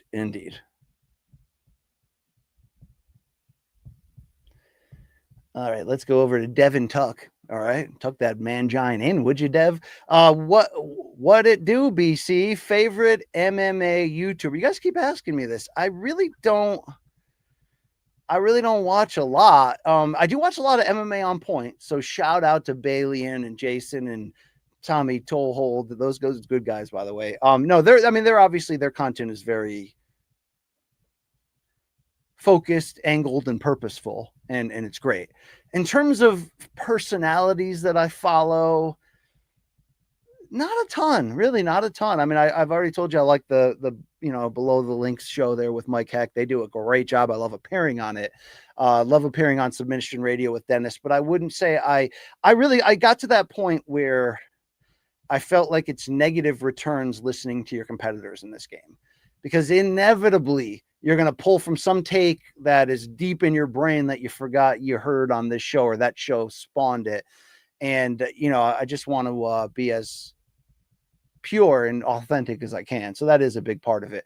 But apparently from Lazy Bed, the answer is JBR, Just Bleed Radio. I haven't heard a lot of this show yet. Now, Lazy Bed does sound like a 14-year-old from the Midwest, but I'm a big fan of this guy. I'm just waiting for the invite. I got the winter hat. You know what I mean? I just need the reach around. Now, please, guys, let's go. No, good luck to you guys, though. Maybe you'll become my favorite. But like, is there anyone when they have a really good guest, I'm like, damn, I gotta listen to that or watch that? Not necessarily. I don't watch Chael or DC. I don't watch that shit. I'm sorry. I watch more of the not that the fight game isn't one of my major interests and would be whether I was working or not, but when, you know, this is what I'm consumed at all times, when I'm outside of those windows, that's, you know, that's ultimately when I'm listening, you know, I watched a lot of YouTube music documentaries about the creation of albums, about, you know, a lot of nerdy stuff in that regard. All right, there we go. And also here, Lazy Bed saying, I got the script going. We got you, BC. You need a script to have me on? All right, let's go. Let's do this thing. All right.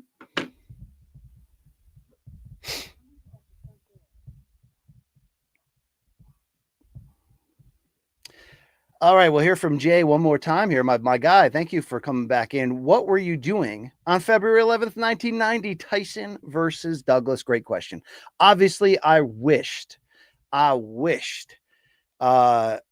was watching that live. I could have been. I was home that night. It was live on HBO, but I had two friends over. I was in the 6th grade, and I specifically remember walking with my friends to the basement. My dad was watching TV. He's like, hey guys, you guys gonna watch the Tyson fight tonight? I'm like, oh yeah, who is he fighting again? He's like, yeah, some Buster Douglas guy in Japan. And we were all like, nah, he's just gonna knock him out. Let's go play video games. And you know, we all have in these moments the remember where you were when you were either watching or you found out. And I found out from my dad screaming from the basement. Now he wasn't watching live, but he was watching the news that was on. I don't know if he was watching like live CNN or headline news or whatever it really was, you know, because think about that. If that fight airs at night, I don't think it was local news per se, but screaming for us to come running from the video game console, which really in 1990 would have still been 8-bit Nintendo. No question about that. So we're probably balls deep in a baseball stars tournament. And you just come running and you know, hey guys, Mike Tyson lost. He was knocked out. And you're like, oh, that was a good one. That was a good one. That was a good one. You know, that was a good one. Yeah, right. I mean, that is, and that's why, in my opinion, the Ronda Rousey loss to Holly Holm is so comparable in just the feeling that we had no expectation or understanding that it could happen. It's just like, how like in our pre-fight understanding, there's no way that you get to that point. We don't know necessarily, you know, especially at that age, that Tyson's not training, that he's all over the place behind the scenes. We don't know that. The internet's not there. There's no minute by minute coverage of that. But you just never forget when you hear that. I really, really wish I had watched that live. Why? Because not only is it the greatest upset in boxing history, one of those seminal modern sports moments, but it's a badass fight. I mean, it's like no one ever mentions that. It's a badass historical classic heavyweight fight in which both hit the canvas and just big slugfest at times too. And then just the drama offset with the weirdness of the quiet crowd. As Aaron Snowell, trainer of Tyson, famously said, you could hear a rat piss on cotton. He said that in Legendary Nights, that HBO documentary series. All right. Zach Taylor, I was 3 years old for Tyson Douglas. I'm told that I was potty training, had an accident, and my grandpa missed it. I've never heard the end of it or the end of that story. So you crapped your pants, but grandpa's going nuts over Tyson getting upset. Yeah, that's probably how it went down.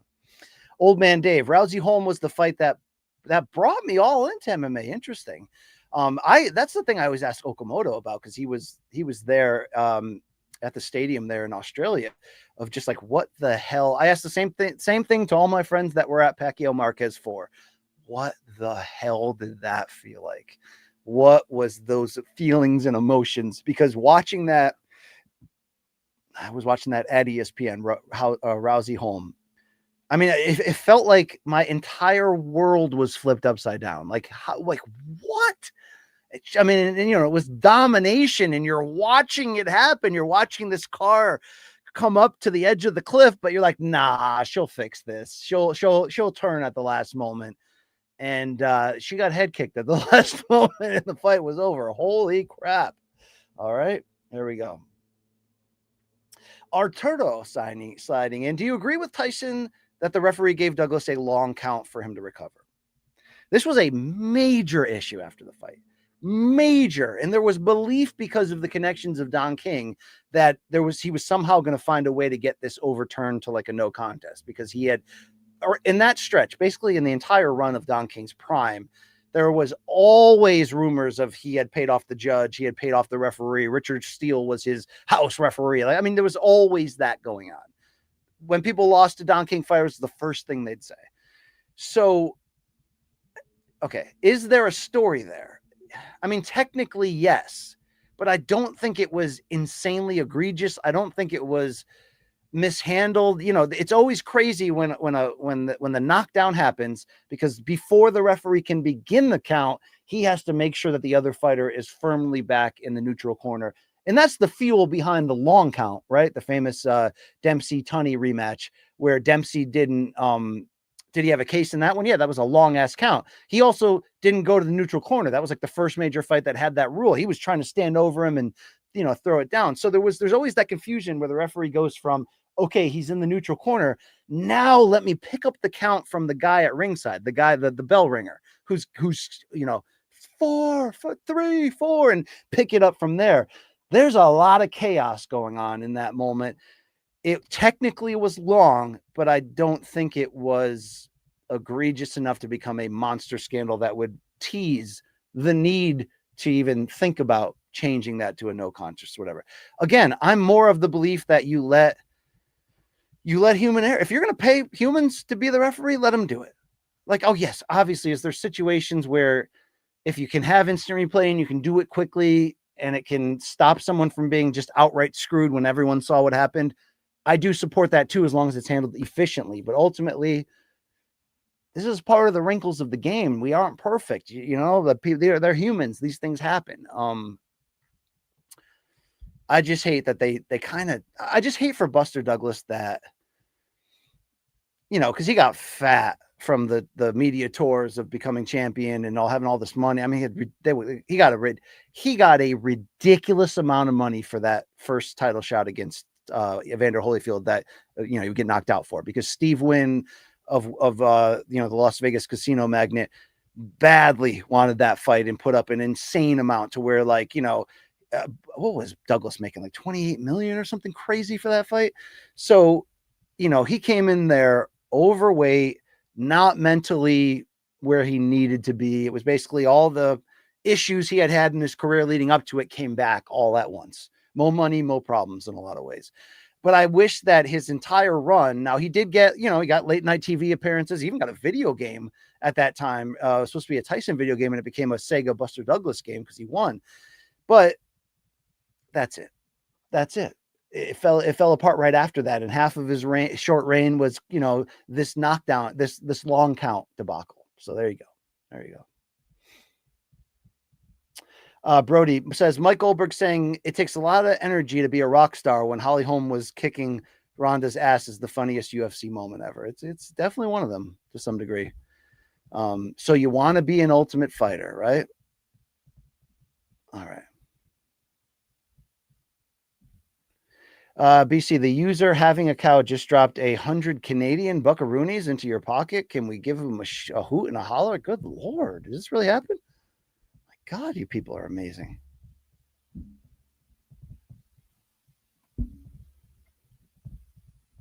Sometimes this doesn't respond. I got to be honest with you.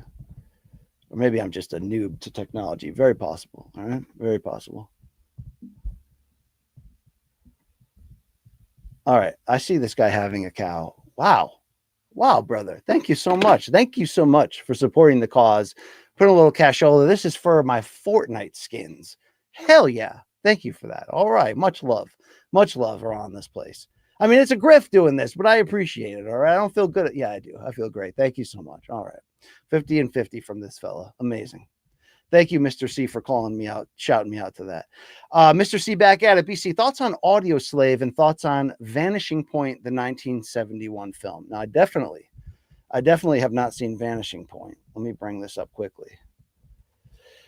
All right. You're saying this is a 1971 action thriller starring Barry Newman, Dean Jagger, and Clavon Little. It focuses on a disaffected ex-policeman and race car driver delivering a muscle car cross country to California while high on speed or uppers, being chased by police. This sounds like a more serious Smokey and the Bandit, right? And meeting various characters along the way. All right, I'm going to leave this page open and check this out. I'll add it to the list. I got a couple on that list from L&W I got to chip away on. I will check that out. Meanwhile, Audioslave. Audioslave was awesome. And I didn't buy the albums. I never saw them live. Could have, maybe in some cases should have. But that was, so, Audioslave was everybody in Rage Against the Machine except for Zach De La Rocha. And we are going to sub in Chris Cornell from Soundgarden as lead singer. And it just worked. So they were active from 2001 to 2007, and then briefly in 2017 before Cornell's suicide, unfortunately. And you're getting Tom Morello on guitar. That whole rhythm section and Rage, they were damn good, dude. They were damn good. They had good radio hits.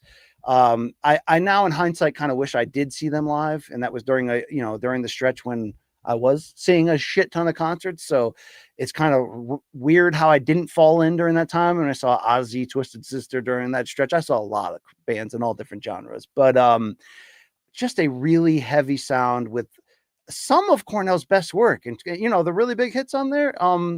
Yeah, that's okay. It's maybe, does it compare equally to what he did in Soundgarden? Well, maybe hit for hit on the top 2 or 3 songs, maybe not album by album, but that was still a very prime Cornell with that band. And it was a fresh, new sound and rhythm section for him. It just worked. I liked it a lot more than Velvet Revolver, which was Scott Weiland from STP and everybody in Guns N' Roses, not named Axl Rose or Dizzy Reed. I like this better, felt this was a tighter band, had a more fresh original sound than that all-star band, which was good for sure. But I'm going to take the Audioslave in that debate.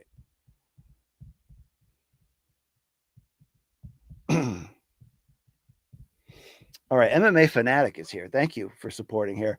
I was a big fan of Kelly Pavlik back in the day. Weren't we all? Youngstown's finest. How would you describe his legacy? Favorite Pavlik moment? All right, the favorite Pavlik moment is everyone's favorite Pavlik moment. It's the heart and balls he showed in the first fight, his first title fight against Jermaine Taylor in 2007. 2007 was one of the best singular boxing years of this century, of the modern era. I'm going to put 2013 in that conversation. I'm going to put 2023. Even if you want to put last year because of the big fights Turkey gave us, that's not out of bounds. That's not out of bounds. But 07 in particular had so many super fights, and it had like 4 to 5 guys who had an argument for fighter of the year. Legitimately, from Pavlik to Cotto to Mayweather, obviously. Joe Calzaghe, like that. I mean, that was a crazy, awesome year. But that was the year Pavlik took over, because coming into that, he was sort of a tough, great white hope, hard puncher. But what happens when he gets to the highest level? And he wins 3 fights in 2007. Let me call this up. Let's get serious about this, right? I was not a believer in him until he made us all. And that's such a credit to him.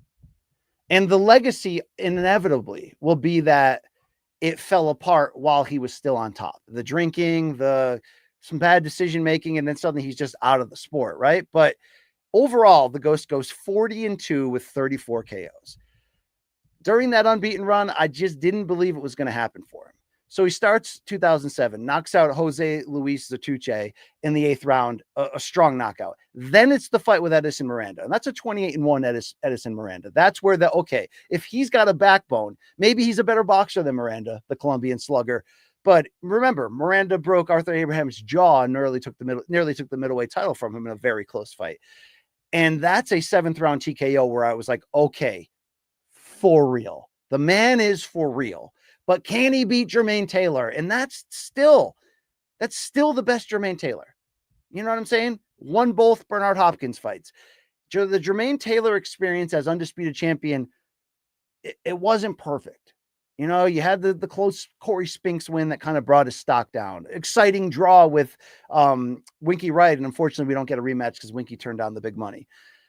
But that's still Jermaine Taylor. When they meet, on September 29th, 2007 in Atlantic City, Boardwalk Hall, one of the great fights of the modern era. And we get one of the great, all-time great refereeing performances from the late, great Hall of Famer himself, Steve Smoger. Double S, pants up to the nipples, he can put his hand through his fly and shake your hand. That's how high those pants are.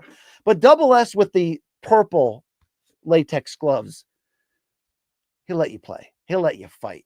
If two sluggers were going to be in there, he's going to let them fight.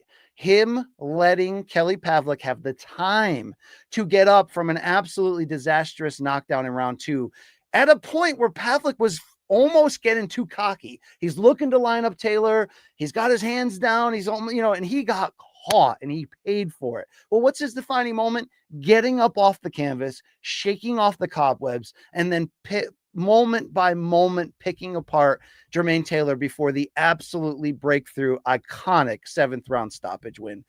It was the ultimate, I cannot believe he's for real, and for real on this level. That's some Brock Lesnar against Carwin shit he just pulled off. And then to win the rematch in Las Vegas by outboxing him over 12 rounds, it was impressive. Unfortunately, it kind of fell apart from there.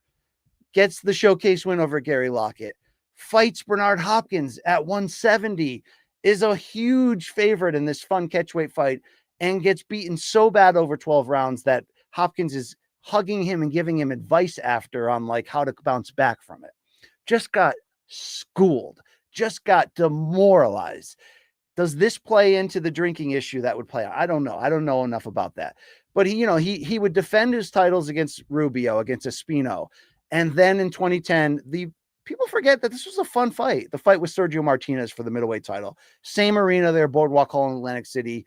Sergio gets up from the canvas. He had cut Pavlik badly, wins the title. They put the crown on his head. He's the new middleweight king. And then it was over for Pavlik. Put together a couple wins against journeyman, but never made it out of 2012. The Sergio loss was 2010. And yes, there were flirts of a comeback at different time. And if he was never into it, I'm glad he never did come back, right? He got into bodybuilding. There was some talk of, could he come back as a cruiserweight or heavyweight? Maybe it's good in the end that he didn't.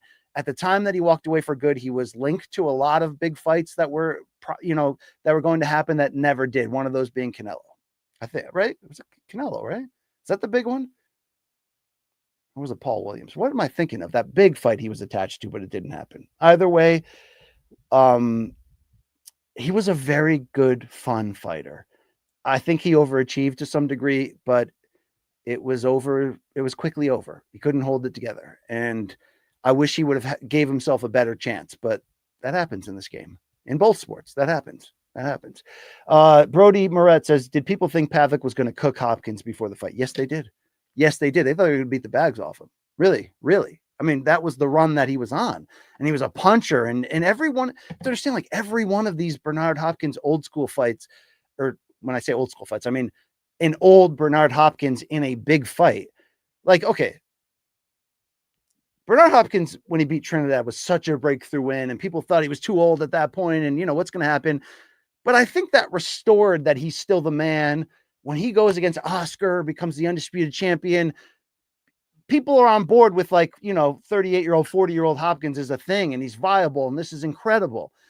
But when Hopkins lost the title to Jermaine Taylor and then loses the rematch, both fights really close, but he's just kind of unable to break through. From that point on, it felt like every big fight he did come back for, it was like, oh man, but he's 42 or he's 43 or he's 44 and he's fighting Tarver, he's fighting this, he's fighting that. And it really was fight by fight that Bernard was winning us over, because in between he had some bad fights. The rematch with Roy was gross and physical and dirty. Hopkins had that one, what was it, against Ornelas that he fought in Philly, and he just looked old. It was like a fight on Versus. It really wasn't until the second Jean Pascal fight in 2011 when he won the title at 46 and then went on that run at light heavyweight that we started to go, this is a thing and it's not going to stop. Like, Bernard Hopkins is something historically insane. But at that point, yeah, we thought he was going to cook him. And it was just crazy how aggressively Hopkins audited Pavlik. It was more appalling to watch that than it was even him doing that to Trinidad. It was wild. There you go.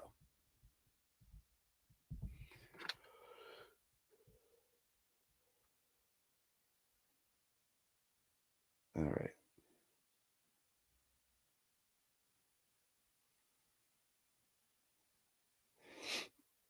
All right, 45 more minutes. Let's bang. Let's bang. Here we go. All right. Old man Dave back at it. Happy early Father's Day. Hope it's a good one. Thank you. Thank you so much. Happy Father's Day to everyone out there this weekend. To my dad, Big Chris Campbell. Shout him out. All right, there we go. There it is. Yeah. Luke Thomas, fantastic father. Say what you will about Luke. Fantastic father. Fantastic. Big fan of that guy. Adam Rogers, BC, what are your thoughts on the Keyshawn Davis situation? Talked about this obviously earlier this week on MK, on Inside the Box yesterday, but to summarize, I'm concerned. I don't think it's the end of the world. How, like Rafe talked about Inside the Box yesterday, how many great American stars of the last few decades have had some, you know, on their way up, have had a lot of bad. I mean, right now, there's almost this argument that these four princes, six princes, whatever we're calling them as a collective group, are cursed because they are all kind of going through their own sort of legitimate setbacks right now. Tank in and out of legal trouble in this draw with Roach, you know, Ryan, Haney, Teo. I mean, Shakur getting booed out of arenas. That doesn't disqualify him in my mind from being able to put this back together to A, win back the fan base, and B, fulfill his destiny. It's an incident. There's incidents all the time. Yes, this was a particularly really bad incident because he effed over his promoter. They had to pay De Los Santos $300,000 salary for the, you know, purse for the night. You know, he effed over ESPN. He effed over the city of Norfolk, who was supposed to be giving him the key to the city in the ring after, and made it Keyshawn Davis week. Those are the areas where we're really like, man, poor judgment on top of poor judgment on top of poor judgment. But like I've been saying this week, the fact that Keyshawn has had some very serious mental challenges in the past, this is what kind of scares me a little bit. This is where I hope for his sake he can get it all together and give himself the best chance at fulfilling his potential, even more than I want him to put out the fire of what happened to Norfolk this weekend. I mean, like, could he have come on the Top Rank broadcast? I'm told he was asked if he wanted to, and he said, no, I don't want to talk. Could he have come on and given his story? Yes, he could have come on and said, in fact, he could have come into the arena if he wanted on camera, I'm sure, and grabbed the microphone and been like, listen, Norfolk, thank you for showing up for me and my brothers. I screwed up. I need to move up in weight, blah, blah, blah, blah. But the fact that he didn't do that, I still don't disqualify him. But it's the other stuff I'm hearing behind the scenes of just how not remorseful he was at every turn to everybody. There's some red flags there. So I hope, because I want these young American stars to be in big fights, have the opportunity to have the careers they dream of, make big time money, get the glory, all of that. Obviously, we all hope he can put it back together, but there's going to have to be some form of not only internal work, but some form of outer PR work too, to kind of win that good graces back. You can win it back without winning it back, just by being active, winning big fights, and people will forgive quickly. But look, it's sort of this cliche that boxers are crazy and that, you know, all boxers through the years, Camacho, all these guys Tyson are going to have these crazy turns in and out of the ring, just like a NFL linebacker or something. I mean, you're in these violent sports of jacked up, you know, focus and intensity all the time. And you come from, in a lot of cases, poor backgrounds, and look, and there's no excuses there, but it's natural. It's life. It's the human condition. But when we see, you know, it's like when Oliver McCall in the 90s is in the middle of the Lennox Lewis rematch having an internal mental breakdown, we would just sort of frame it back then like, oh my God, remember that crazy moment where this crazy guy McCall just started crying in the middle of the ring? And I think we didn't have the context to the true weight of what unchecked mental illness can mean. And we used to just sort of like separate, oh, that's that crazy guy. Now, with what Ryan Garcia has gone through publicly, even though there's been a lot of very, very poor decisions for him that people just aren't going to forgive. And I understand that, right?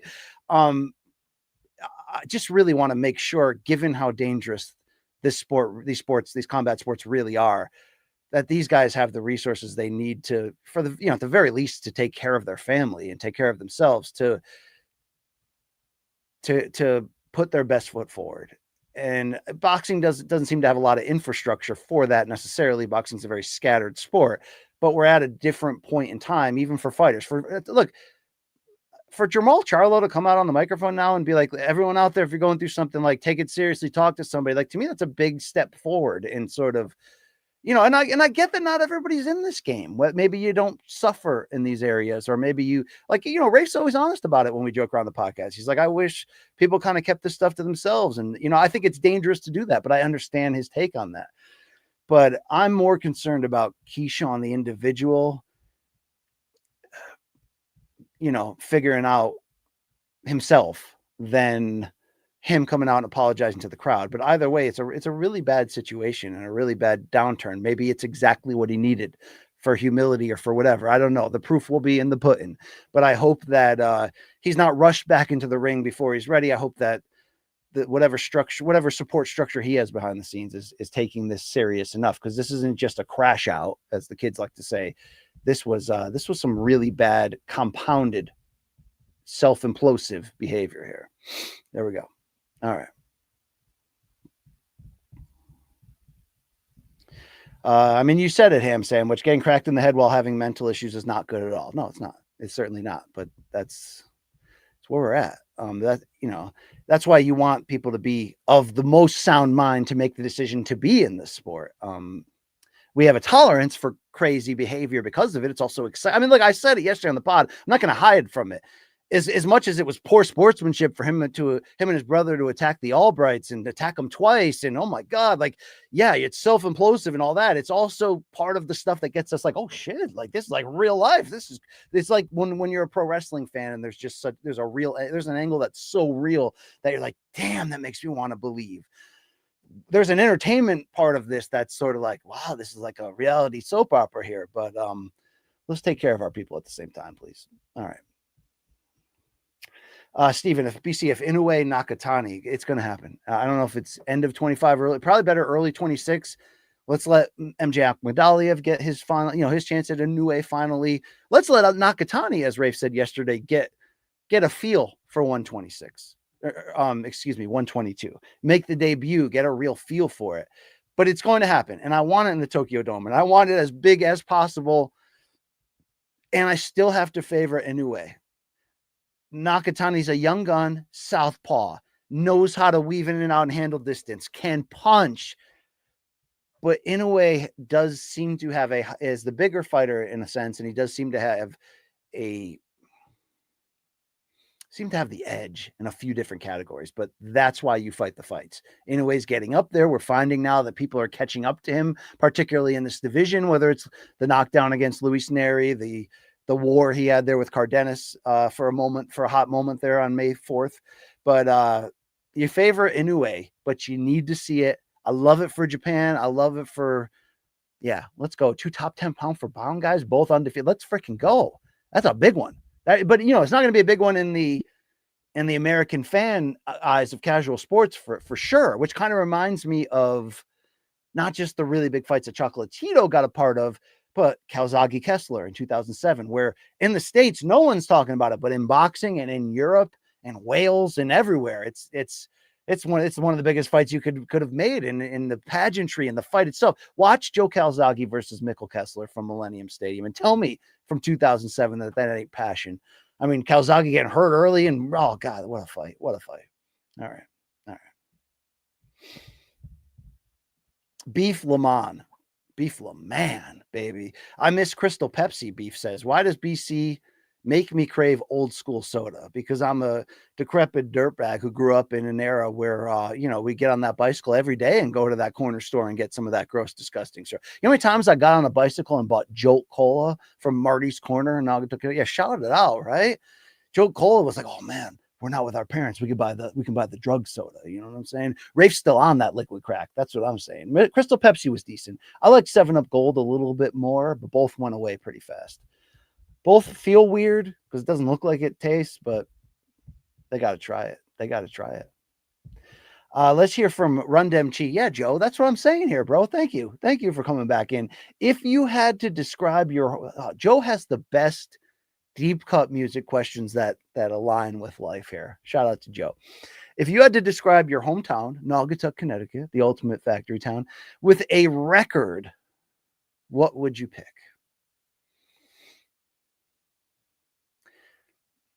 Even though it was written by a Minneapolis-based band in the 1980s, there's a aggressive suburban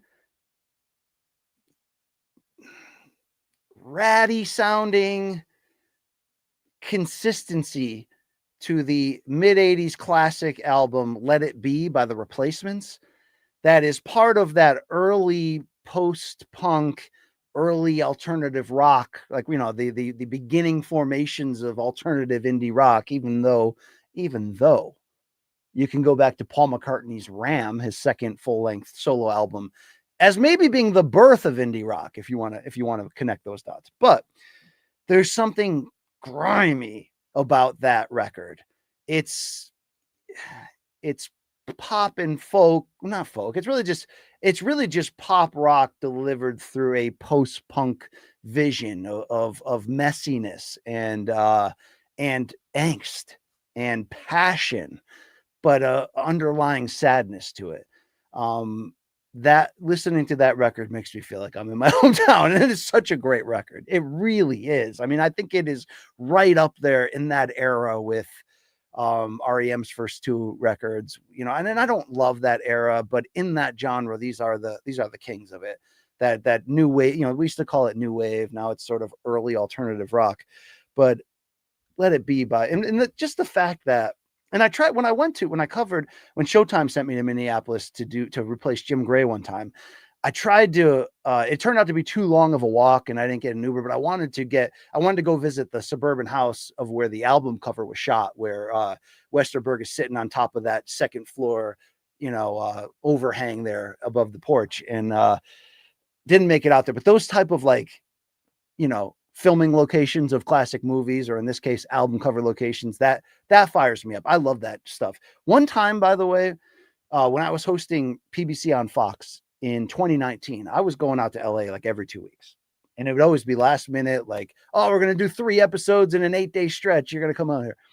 And I'd stay all the time on the Sunset Strip or Beverly Hills, all these cool, iconic locations. And I was staying right off the Sunset Strip one time, and I needed to get an Uber to go down to the studio, and I waited for it in this like random parking lot. And it was kind of weird. I'm like, there's all these buildings, but then there's just this random parking lot in the middle. For some reason, that parking lot stuck with me. Like, what? I don't know. It's just something. I just felt something. I would find out a few years later, and this is just me being an absolute nerd loving this, that was the exact location that the cover of Crosby, Stills, and Nash's debut self-titled album was shot. And the crazy story behind that was that they didn't even name the band yet. They didn't even know they were going to be CSN. And they're driving around LA looking for a location to shoot this cover shot. They find a random house with a ratty old couch on the porch. They go sit on there, take the shots. They go back the next day, look at the pictures. They're like, oh, these are the shots. This is the pick. But then they go, wait, we got to call ourselves Crosby, Stills, and Nash, and we're not sitting in order of Crosby, Stills, and Nash. So they go back to the location to reshoot it, and the house gets demolished that morning. They come back, there's no house. It was a condemned old house. For whatever reason, and what's that album, 1969? For whatever reason, they never filled in that lot. It just stayed a parking lot the rest of the way. That was wild to me that I was randomly in that location. Why am I telling you this long-winded story? Because the Replacements were basically like, what are we going to call our next album? And they go, the next song we hear on the radio, we're going to call it that. And the next song was Let It Be by the Beatles. And they're like, yeah, we'll call it Let It Be. Let's go. I mean, that's like stupidly random, but there we go. All right. Great question, Joe. Well done. Let's hear again from our guy, Jay. And thank you, Jay. Over under a decade, 2036, before we see a UFC fighter with a major brand deal like Nike or Gatorade and becomes a face of the brand. It's not going to happen under this current regime unless you get a one of one in an era, a Tiger Woods, another Conor McGregor, which there's no, new Conor McGregors are not. Look at what's going on with Keyshawn. It's so hard for somebody, even with the ability and the intention, to get there, right? It's so hard to just begin with. How much money have promoters in both sports put into people, and then that person just doesn't get there for whatever reason? But this current structure, it's not built for somebody to get there. So unless Ilya Taporia really is the next Conor, or unless there's somebody that's about to make their debut soon who is going to buck this trend and be, because remember when John Jones arrived on the scene and he was a complete unknown from, not a major wrestling powerhouse school, like just and it wasn't his first UFC fight where you're like, people are like, that guy's a future champion and could be people. I remember after his second UFC fight, John Israel in the ESPN newsroom was like, I think John Jones is going to be the greatest fighter of all time. And I was just like, what? Like, so that feeling was coming on. And, and even John, who got to the level of the Nike deal, obviously couldn't hold it due to his, setbacks outside the cage. I think you'd have to get out of this era unless, again, that person's ready in the bullpen, fully spawned and about to arrive, because they're not trying to push that. They're not trying to make that. Right now, maybe could you have that right now with how polarizing everything is and UFC being so tight? I don't know. I feel like we need, if you're a real pure MMA fan, you need the TKO era to end. And maybe you need the Dana White era to end. Maybe that's what it is. I am interested to see. We lived the Fertitta era and it was great. We are a good amount into the TKO era and it's getting worse. I'd like to see what a new think tank can do. And if they're looking at it differently, and if their true goals are not just extreme value extraction right now, but are the growing of the sport and this or that, it takes that house cleaning sometimes and a fresh new approach and attitude. And who knows the stars they could create? Who knows what you get out of that? But we're still in the era of extremely low pay, to be very honest with you. It's like, I wonder, is this going to seem like the dark ages? I mean, MMA is UFC's been around for 33 years, 32 years. Is this entire stretch going to seem like, when we look back on baseball, and now, rightfully so, you're starting to go, okay, it's already hard to compare Babe Ruth's stats in 1927 to, Barry Bonds in 2001, although there's an asterisk on that too, right? But, compared to Aaron Judge 2 years ago. But at the same time, I think a lot of people are looking back on the history of baseball and going, okay, well, because they weren't playing against African Americans until 1947, it's really hard to look back on those stats. So we kind of look at the stats that come out of that era as if they are the dark ages, in the same way that right now in MMA history, we look back at what Hoist Gracie did in the land of open weight one night tournaments, right? Like, we look at that as the archaic dark ages. I mean, I think even, well, I wanted to say women's MMA has evolved so much, but actually it's devolving at the moment, but it had evolved so much where we even started to look back at the Ronda Rousey run as like early barbaric, her just one-dimensional Ronda just dominating people. I wonder if we will one day look back at these first 30 years as some extreme different barbaric time because the pay so low, and who knows what this sport will become. How much room left is there to grow? Did Zuffa and company max that out? Is TKO extremely maxing it out now from a financial standpoint? Or could a new era, new fresh blood produce a different way that people receive the sport? Or is the sport, because of its barbarism, always going to have a ceiling? I think it still could be more mainstream, because I think the real drug in following fight sports, especially from a casual standpoint, and again, that's the audience you need every quarter to be throwing bait out to, in my opinion. It's still about fights, fighters, storylines, rivalries. That's a universal, doesn't matter the sport, the rule set, whatever. If you can get people famous and popular enough and get their craft appreciated by the masses, and where they just have to see who they're going to fight next and what happens, you can have crazy eras, build crazy stars, and have people with major deals like that. But not right now. Things are polarized. TKO's got a different plan. There we go. All right. That's that. And this is this. You tell me what you want, and I'll tell you. Okay. You get away from me. Thank you. All right. Sidney Frankenstein. We're a big fan of this guy. Thank you for supporting this here this here podcast. Did you happen to know what happened, Sidney asked, to Max Kellerman? Why has he been off the grid for years now? And in parentheses, MK, all freaking day. Thank you. So I don't talk to Max. I've had kind of a weird relationship at high level of boxing with him over the years. There's times he's been super nice to me. We did some on-air stuff together at Hopkins versus Kovalev back in 2014. And actually, I'll give Max a solid. I was supposed to be the producer on one of those hits, and I just started my on-air career, and Max actually argued. He's like, no, you need to be in this too. It was him, Dan Rayfield, and then me. So I give Max that credit. I also had a lot of times with Max where he's kind of a peculiar dude, and where we just, I don't know if we didn't have, we just didn't click talking. We were cool. We said hi. That's about it. Whatever. It feels like when the first take thing ended, that there was definitely some period of non-compete that he had to sit through the expiration of his ESPN contract. He certainly was making a lot of money, but there was this idea that he might refuel, retool, and come back in a big way. And I'd heard rumblings that we could see him back this year, that he had told some people I know that could be the case. I wonder if, because we have not heard yet, this is not a DAZN show, this Turkey TKO Dana White, it's a Netflix show. Like, we have no idea who they're going to get, right? For announcers. When Tyson Paul happened, they got Mauro Ranallo, Rosie Perez, Roy Jones. I mean, it was kind of like, wow, like random. I wonder if Kellerman's going to, this is me out loud thinking, if Kellerman will come back, if they will create, maybe they take Lampley after the tryout return at the Ring Magazine show, which the show was a debacle. I didn't love that trio of him, Coppinger, and Tarver, but Lampley like showed you enough that there's nostalgic feels and he still got it. What if they rocked out like Lampley, Kellerman, and Andre Ward? You know what I mean? Which would bring back a lot of the late HBO era feels. Like, we have no idea. It could be anyone here. But I wonder if something like this is what Kellerman was waiting for. And I wonder if the time away, because he hasn't been hosting podcasts on First Tank in our face, he's not, out there tweeting all the time.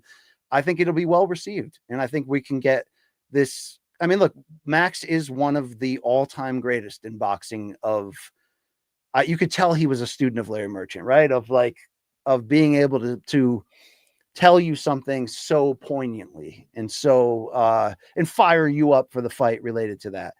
I'm interested in seeing what this era of Max will produce, especially, he had his run as a superstar hosting his own shows, IMAX, remember that show, to First Take. Let's get back to the box. I'd love to see him come back in this regard. So I don't have any inside info on that beyond him kind of making it seem like he could be coming back soon. We'll see what happens. All right.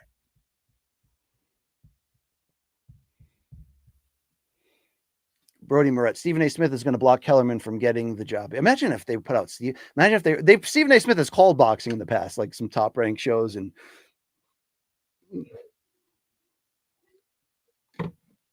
imagine if they rolled him out. It'd kind of be interesting if he was put in like a sideline role situation. That'd probably be the only way I'd accept it. It'd be weird, but it'd be interesting. But no, I don't need Stephen A. Smith in this regard. Brody, I want Kellerman to get back to rapping again. Step in the booth one more time. I wonder, I know he doesn't really like talk about that, kind of like how Mark Wahlberg doesn't really talk about the Marky Mark era, but I wonder, because he did it with his late brother Sam, if there's some, deeper connection with Sam being murdered and all that. But it is interesting to look back on that video of the Kellerman brothers and see that they were actually in talks of a record deal. Like, that's insane. I mean, it's always crazy when you find out successful people that they had like this other chapter before of, in another lane like that. It's always wild. All right. Thank you for that. Let's I think we're going to put this to bed in a couple minutes. This was a good time. Thank you for tuning in. Thank you for, Sidney's back at it. Marky Mark doesn't talk about a lot of things he did in the past. Yeah, he did have some wayward runs there in the greater Boston area as a teenager. No doubt. I remember when there was a in downtown Naugatuck, Connecticut. This was about 89, 90. There was a very controversial teen club that opened up called Rascals that like, I remember my sister wanting to go, and she was like 13, and my dad being like, no, because somebody pulled out a gun there. That inevitably happens. But it was like big news for a week that Donnie Wahlberg's little brother of NKOTB was going to be performing there. And I think my sister ended up going to see that. And that was like 2 years before he became Marky Mark, and he was in the underwear, But the thing is, if you're flipping through and good vibrations comes on, you're rocking out. You're rocking out to that. There's no question. Appreciate you guys. Appreciate you, Serenity Now, and Old Band Dave. Happy Father's Day to everybody. Please check me out on Morning Kombat, 11 a.m. Eastern tomorrow.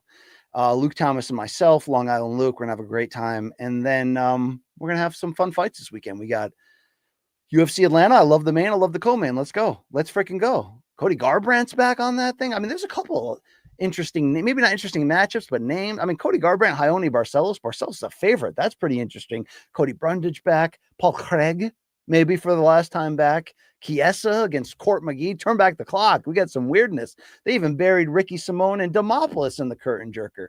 So enjoy the fights this weekend. Take care of yourselves. Just this week, believe. Okay, you gotta believe in something. Believe in yourself. Believe that things are possible. Believe that you've yet to author your masterpiece. Believe that it's possible. Believe you will overcome. There's a power. It doesn't have to be tied to religion if you don't want it to. Well, however you get down, but there's a power to positive thoughts and belief. A power, a superpower if you buy into it. I'd rather believe. This is my choice. All right. Make your own. Make your own. Thank you. Thank you to everybody. Thank you to Just Bleed Radio. Thank you to all you guys for tuning in. One day it'll probably just be me and the three of you, and we'll just pod every week with each other. No one will listen. But thank you very much. Okay. For BC, I'm BC. Reggie and Zoe say hi. And I want you to listen, though, to the finest outro in all of podcasting. Anthony Weller of Head Change on lead guitar. You got to listen. Jacob on drums. I mean, it's badass. We out of here. Peace out.